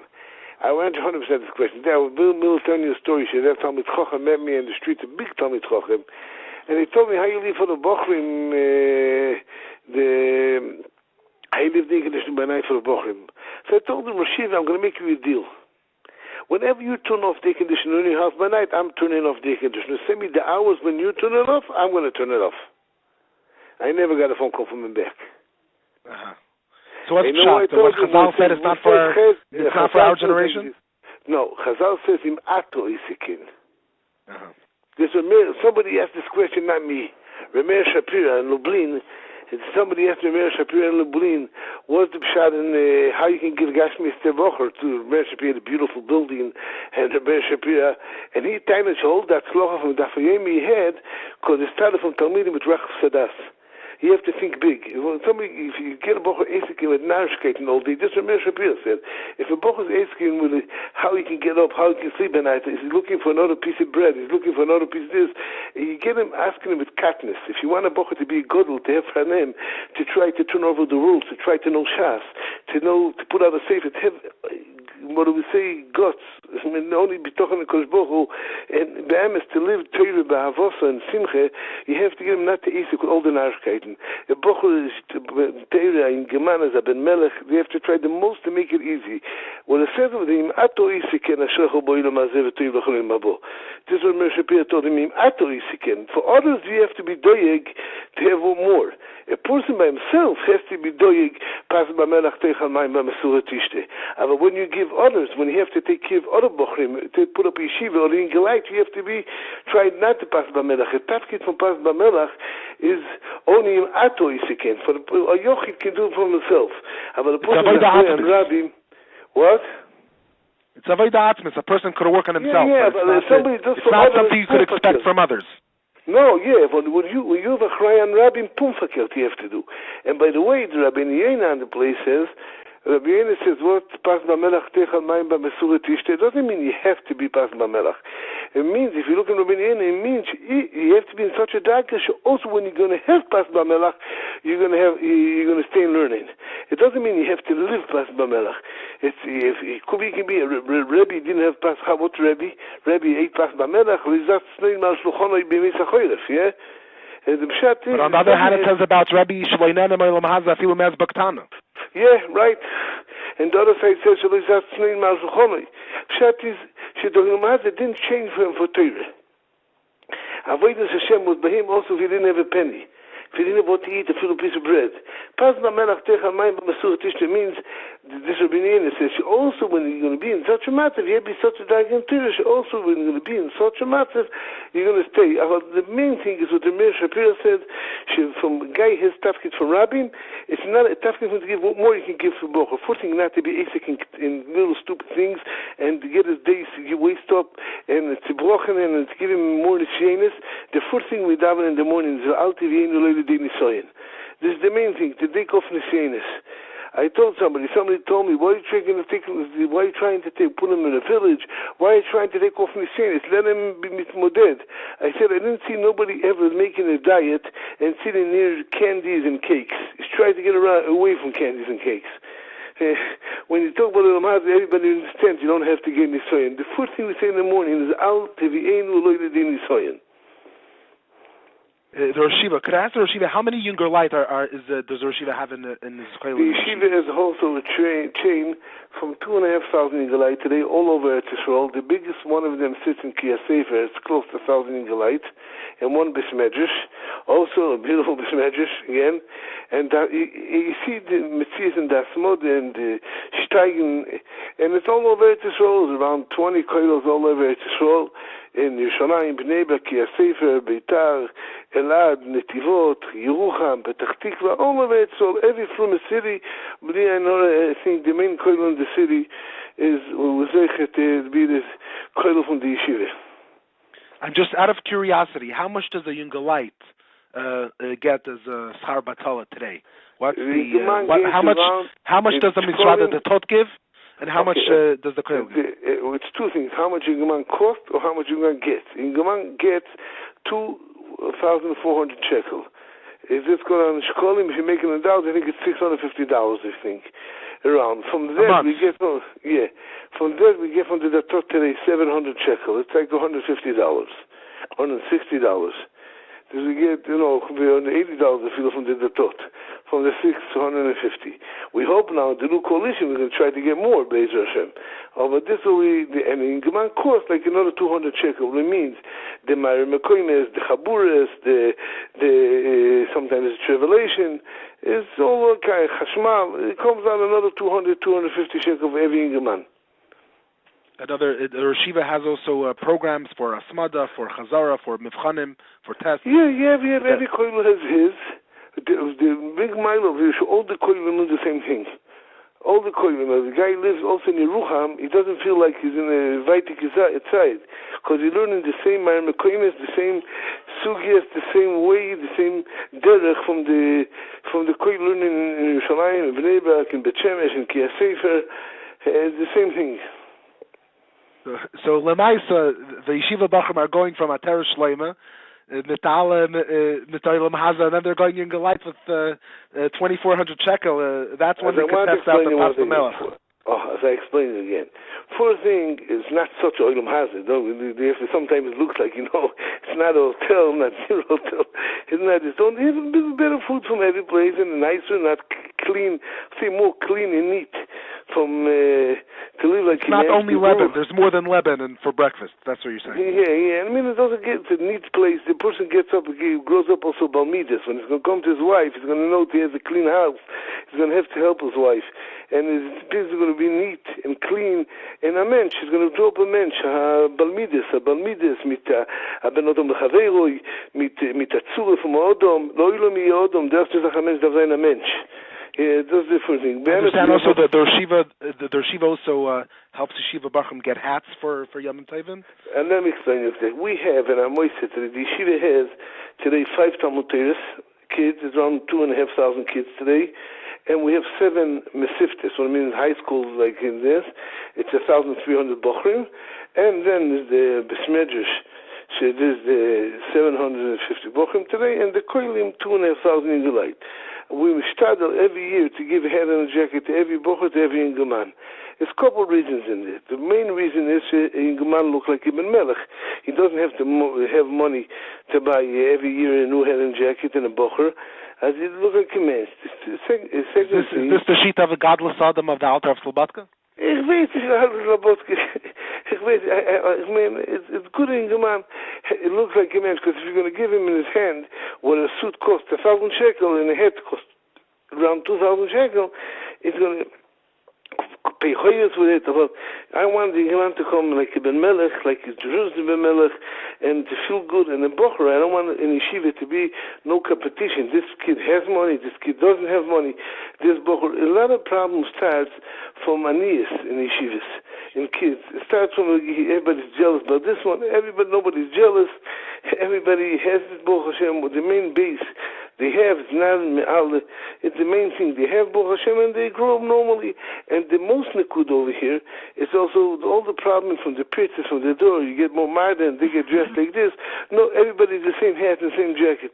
Man, each one a different dugma, a different about the same yeshiva shizach. Yeah. Saying that the yeshiva shizach and Baruch Hashem, you don't have all these problems from getting mushpa from the gas. I want to ask the Rosh Yeshiva a question. You know, they say about Reb Chaim Brisker that when they invited him to speak at Agudas Yisrael at the first convention, he came there, and then when he came back, he said he's never going back. They asked him why not. He said they told him it's going to be an organization that's going to bring Litvische Torah and Deutsche Geld. He came there and he saw that it was Deutsche Torah and Litvische Geld, so he's not going back. So my shaila to the Rosh Yeshiva, how's the Rosh Yeshiva matzliach to do Litvische Torah and the Deutsche Geld? That's my shaila. I can tell you one thing, the mitzvah is like this. Baruch Hashem, if you know, the Yeshiva bears old minhagi tells. As Baruch Hashem geht auf the derech von der Seide mit minhagi tells, I Baruch Hashem grew up by my father, my Jason Tate, gesehen, der was mit doch Torah, was mit doch Hasmode, was mit doch Yerushalayim, and we have unsere Rosh Yeshiva, Baruch Hashem, Reb Chaim Motcha Osband, and Reb Chaim Feinstein, beide fill up the ganze Ruchnias von der Platz, so ich het, and Mamesh, Trig Dei Loilom, Yeshim Bekeser Hadovo Baruch Hashem. But the mitzvah today, it's in Shvigdelu we have also Chassidish Bochrim, in Koilim we have also Chassidish in Geleit. It's not only 100% Litvish Baruch Hashem, we have also Chassidish. And Baruch Hashem today, you tell me from where the Siyat Lishma comes. If you ask me, I can tell you it's from Gedel Yisrael. Rosh Teiman was the Miyaset from this place. No Sofek, Rosh Teiman was given Libu Yizenafrei Ala Mokim as Ad Kedim Yisirus Nefesh. The last week, the last week, when he got up, you remember he was mamish in Sakona, then he got up one day and then he was nifter. Kimat, I don't know the last words, about the last week, he got up and he asked, his Einikel was over there, he asked him, Tagidli, Sorotzkin Shilem, Sorotzkin paid, he got the money to pay. This was in his head till the last second. This Mokum Torah was his Mokum Torah, he felt his Mokum Torah. He told me once, I can tell anybody who gives me money or helps me for the yeshiva, it's making him personally a nachas ruach. And now, after the P'tirah from the Rosh Yeshiva, Avdi Ben Chaim L'Chaim, is Moran Sarater, Reb Chaim Kanievsky, she like everybody saw in the campaign.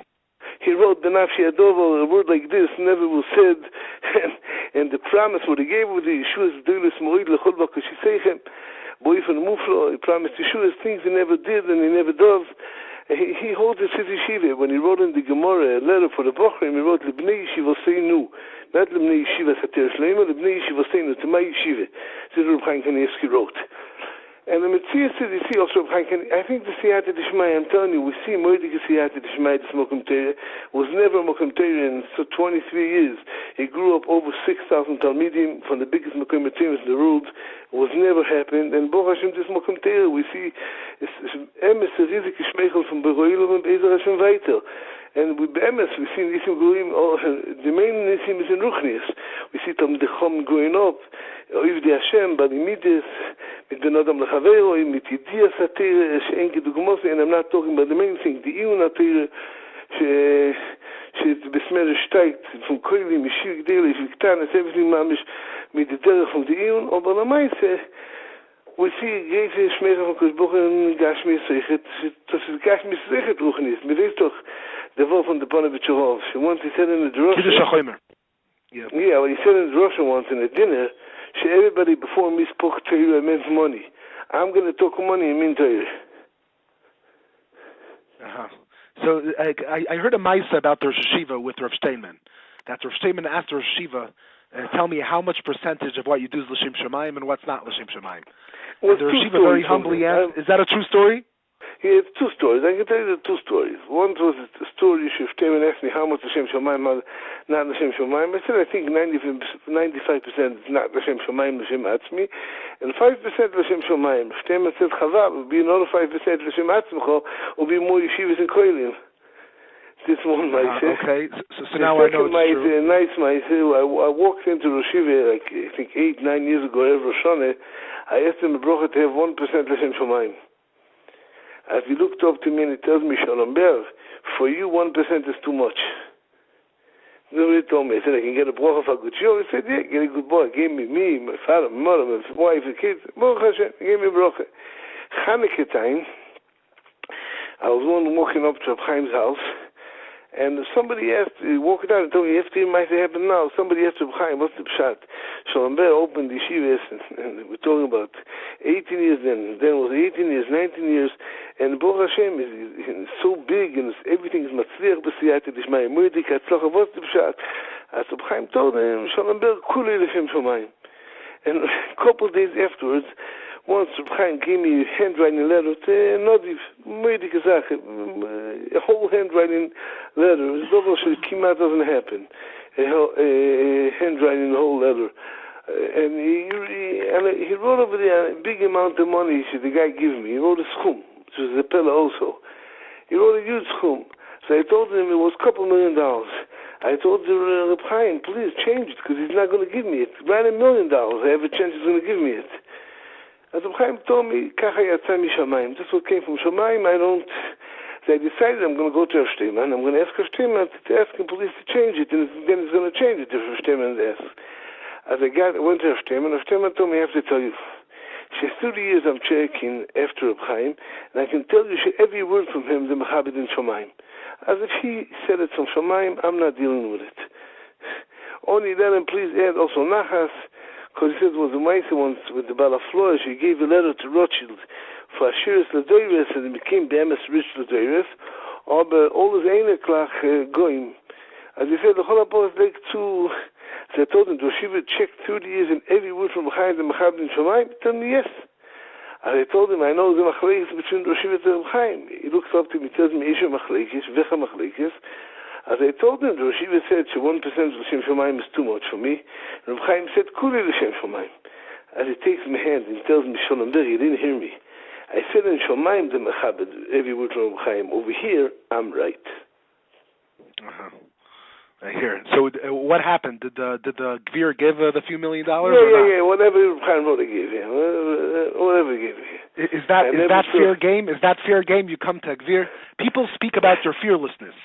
People speak that you come leloi meir v'fachad. When you speak to the Tamchen Deraisa, you come with an azus d'kedusha. So can you tell us a few tips? For we all are Gabay Tzedaka on some level. For we have many people who are machzik meistis who try to help meistis. Or what are some of the tips that you could give people in order how to be able to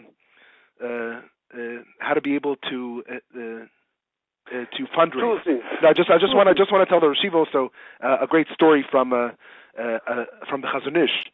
That a couple came to the Chazon Ish. They said, our child swallowed a coin. We're nervous. What should we do? So he said, go to the Panovich HaRav. He said, what's the Panovich HaRav going to help us? He says, the Panovich HaRav knows how to take money very well out of people. So my shaila is to you, teach us how to take coins out of a child. I can tell you one thing in the Maise, you have to believe in what you're doing.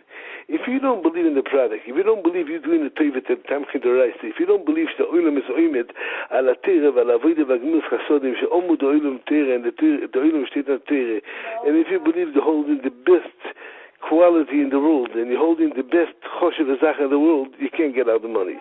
But if you believe in it, so you know you're doing a favor, because this is, from that is going to have olam haba, and from this is going to have shutus yisochov zvulin olam haba.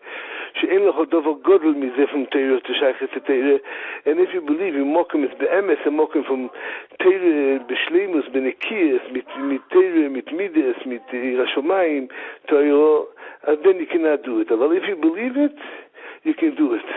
And you have to believe also that everything comes from Kodesh Baruch Hu. You don't do nothing. Everything is Rabbi Sholom. What happens when you come into a donor and he writes you a check and you see that he forgot a zero? How do you respond? First thing, the whole story is I rip checks and this, it's all snarschkeit, lo yudvorim oilam. You never ripped a check? I never ripped a check, no. Have you ever encouraged people to add a zero? Yeah, for sure. Also not one zero, couple zeros. Yeah? But I do it, you have to do it with this in email, you have to do it in a smart way, and you have to do it so the person's going to have an honor from it. Not only to be, in a way from you have to be with nachas. Has to be with a good joke. Has to be a good. Have to find the way to do it with covered Ateres. To make it in a way from it's going to get the Tamchin Doraise, the very choshev Yidin Tamchin Doraise. They have very big schus in the Tamchin Doraise. We can't forget it. If it's sochel v'zvulun, the Gemara says it's the same thing. It means it's sochel k'zvulun. And mele, you have to know the way to do it a nice way. The main thing, you have to believe in the pra and what you're selling. And if you believe in the emes, you can be meshachnei everybody. You have to believe the emes. You have to believe that Torah is the iker, and if you're going for ingalite, for bochrim, for Torah, you're doing the best Torah to the tamchin doraise, and this is your tafki to do it, and to do it the best way. I want to ask a question. I heard one say, why Zvulun is the only one that says in the Torah, L'choif Yami Mishkan, it says his address. Why only by Zvulun it says his address? The only one, no Shevet, it says where he lives. Only by Zvulun. As I said on Tipshat, Zvulun was a Gvir, and you have to know his address. You have to know where he lives. Yeah, address. You have to know his Gvir. On the other hand, the Gemara says that the 3 times Talmid Chachamim are allowed to be Mishana B'diburayu, one of them is by people, I think Bepuria, that people shouldn't take advantage of Gvirim. Yeah, right. You can't be mefarsim it if he doesn't want. You can't be mefarsim when if he doesn't want. Yeah, for sure. Over there, the Rashi says the pshat because there's going to be everybody going to come to him. It's going to be ruin his house. It's Rashi said the pshat on that. Why is punkt and that nekude. Over for sure, you can't go over and mefarsim everybody in the street how much he gave you, what he gave you. You have to be to be sure on him and the COVID from the Gvir and from the Machzik Torah. It's not a Gvir, it's a Machzik Torah. It's a Gasser. It's a Machzik Torah. He knows what to do with his money. He's doing the right thing. What? Yeah. I want to ask a question. The Yeshiva, when the Yeshiva takes the Acharayas for Younger Light, do you first take the Younger Light and then you say, okay, now we have to figure out how to pay them, or you first figure out how to pay them and then you take the Younger Light? First you're taking the Younger Light, first you're taking the Bochum, first you build the Yeshiva. It's not a business. Torah is not a business. Torah you have to take and the Kosh Baruch Hu gives it to you. The Kosh Baruch Hu has all the money in the world, and the Kosh Baruch Hu gives the money. The Berura gives the money. The Kosh Baruch Hu's money Gabriel b'chol rega v'rega. You only have to do, and the Kosh Baruch Hu gives it. I came to complain. Rosh, I don't have enough money. But tell me, taking another 100 in Galite. I told him, Rosh, I can take 100 in Galite. Tell me, Sholom, you think you're bringing the money? The Kosh Baruch Hu is taking from this Rosh and give it to this Rosh. The Parnasset, the Ingeman's Parnasset. You're the Tzino. You're the way to give it. The Kosh Baruch Hu puts in from this Pinkas, from this, I don't know how I say Pinkas in English. From this... From one account to another account. There is an account. As I told Rosh, if I can take it about 5,000 in Galite. Yeah?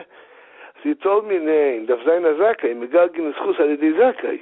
Darf sein a Zakai. This is a great Zakai, he told me. So, one second. Does Yeshiva have a fear if you see that you have to pay in Galite, and there's nothing to pay them, and you know that these they're not wealthy people to begin with. Is that something that ever creeps up at you? Do you have a fear that you're not going to be able to support the 2,500 families? Not on 25. It's also the Ramim from the Yeshivas, the Rebbes in the Chederim. It's another thing. For sure I'm scared. We know the Kiloite Shemamoi. We have the Avtocha Sholite Shokach Mepizaroi. And I'm doing the Shtades, and the Gorboch is doing the Tetzoe. And Baruch Hashem, till now it's really 24 years. Soon, next winter, we're in the 25th year, Be'ez Hashem. And we hope everybody will be for weiter. Moidim alav, mispalim alasid. And the Yeshiva was Matzliach in 35 hours to raise, I think, 50 million shekel. It's $12 million, $13 million, which is a great atzlacha. I want to ask you two more questions. Could I ask two more questions? Yeah, simple. Okay, so first of all, you hear people complain. Today the whole, the Torah world became very, very modern in terms of its fundraising techniques. They do matching systems and promotions and fancy dinners. And people say, oh, it's a waste, it's a this, it's a yens. We just want to give to the Ingalite. We don't want to give to... where do you stand on this scale? In terms of how much to invest? It's called, in English, they call it overhead. Overhead, into promotion, into... Our overhead in Yeshiva is the lowest overhead. Everybody has to know that. It's the lowest overhead in the world. We have 1%, 0.8. It's koilel. All the tickets, it's koilel, all the taxes also.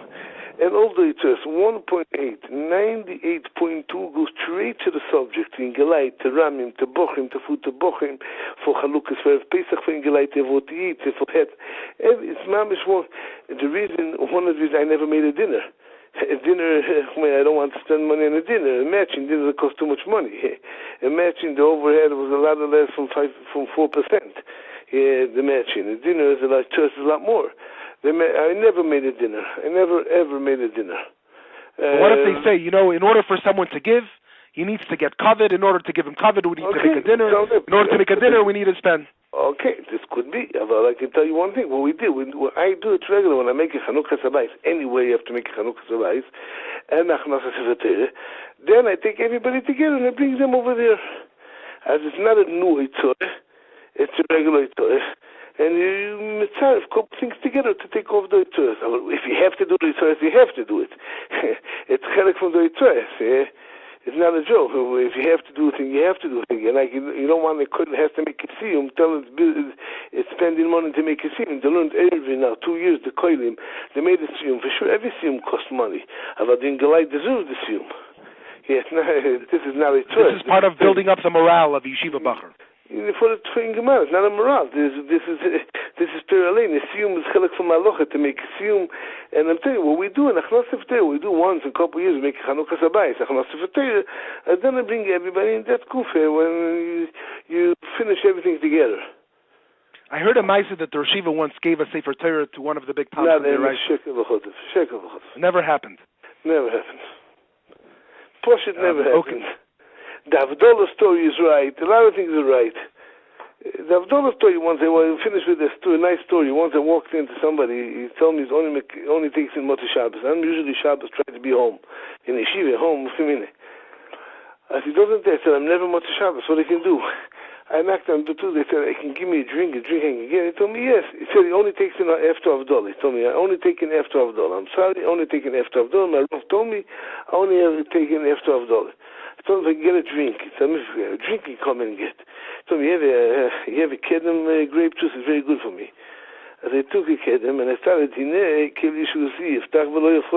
a gofen. I said, a gofen, you can say, no problem. I drank 10 hours after Avdollah, let's sit down. I made Avdollah on Tuesday. It's okay. Then Baruch Hashem was very Matzliach. Baruch Hashem. The Yeshiva should have a lot of atzlacha. The Yeshiva and in all the actions, and I just want to ask: is Klal Yisrael today? Do you feel like that we're doing our best? Is the Yisachar doing what they're supposed to do? And is Zvulun living up to their potential? Is Klal Yisrael giving Meiser today? The Yisachar ist gewaltig, der Olam Ateres mitpatach, all the Yeshivas look all over, wie viel Yeshivas, wie viel Koilim, wie viel Talmud Teres, it's mamish, half of a fella. And the Zvulun, for sure, we have a lot of Zvuluns today, give 50% of the money to Tzedakah, or a little more. You know, Rav Steinman will say, everybody make sure to see the Kodesh Baruch Hu, 50-50. It's not a problem of Yeser Mechaimish? The Steinman told anybody, she didn't forget to look the Ramah after that. She did Yeser Mechaimish, he said the Ramah, but if he doesn't have a problem, he can give more. Aber in the sense of the Chofetz Chaim, he brings down the Steinman, but show everybody the Chofetz Chaim, Misbabs, but Yeser Mechaimish, it's only on Tzedakah, and Tzedakah still, he can give us all your money. The Chofetz Chaim, the first Chofetz Chaim, the same Mishna Berura, says, Adarab, for Torah, you can give a few kol mamoyin shaboyim. And Stam Shulchan said the Vaz says like, but if he has enough money, what to eat, he's not obvious to be mabed those moment, he can give whatever he wants. Steinman said, and every Shulchan everybody's looking for a Torah, and that from the Shulchan he writes, if he has what he needs, he can give whatever you want. Everybody forgets about that heter. I think there's also a Rosh in Ateres that says, Ba'isher Merube, you could go more than Chaimish.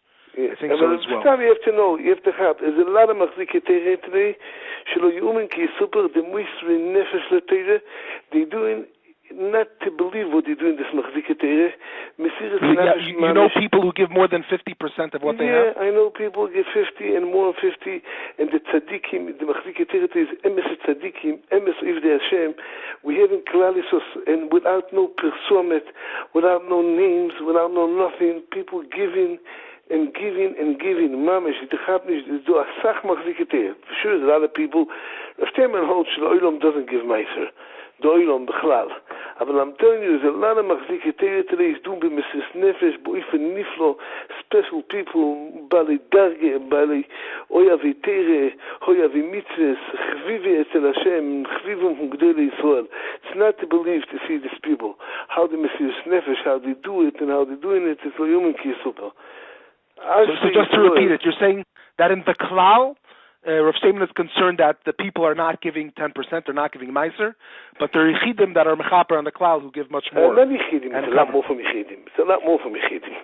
The Gvirim today, the Bali Yecholis, a lot of them give over 50%, and they give it b'sefer ponim yofes, they give it without needing covet, they give it without knowing. It's mamish Bali Darge, Iri Shomayim, Iri Hashem, Oya Vishmoy, Choshev and people, mamish.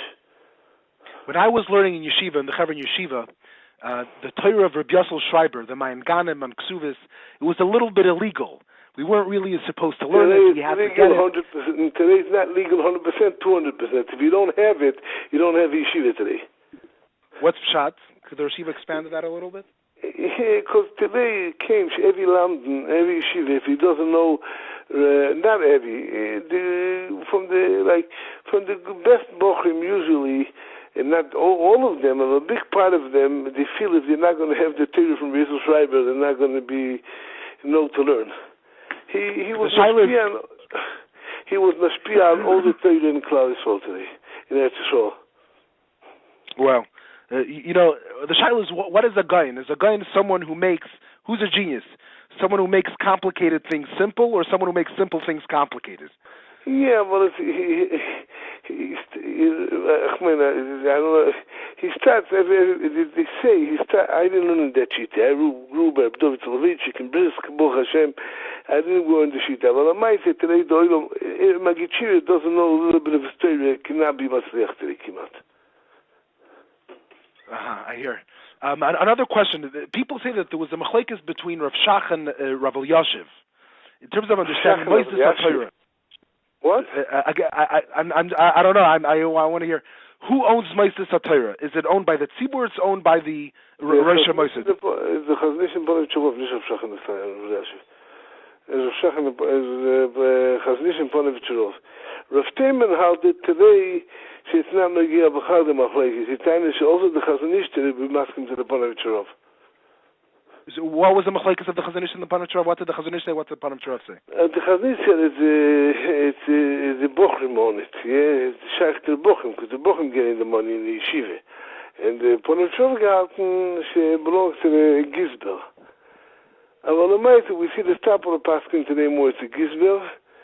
And also, normalerweise, as ich get from Beshem Rav Shteman, I didn't hear from Rav Shteman himself, he says that today also the Chazanish be masking to the Ponachurov.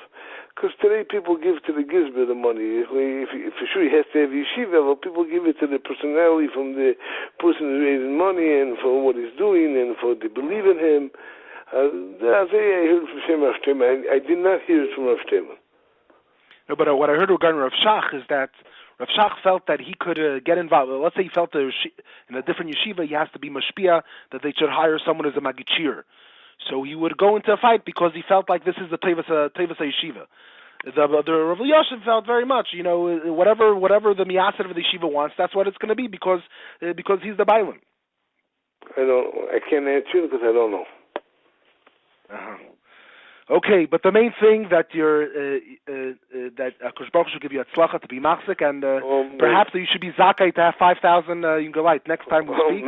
Okay. To be 5,000 Yungalite, and also I heard you flew back. You came to America, and then you flew back for 3 hours to vote. Could you tell us about that story? So Reb Chaim Kanievsky said, that's what I can do. And he told me if I do it, I asked him to do it. He told me he had to do it, for sure, mechuyev to do it. And he said, if you're going to do it, you're going to have good kids.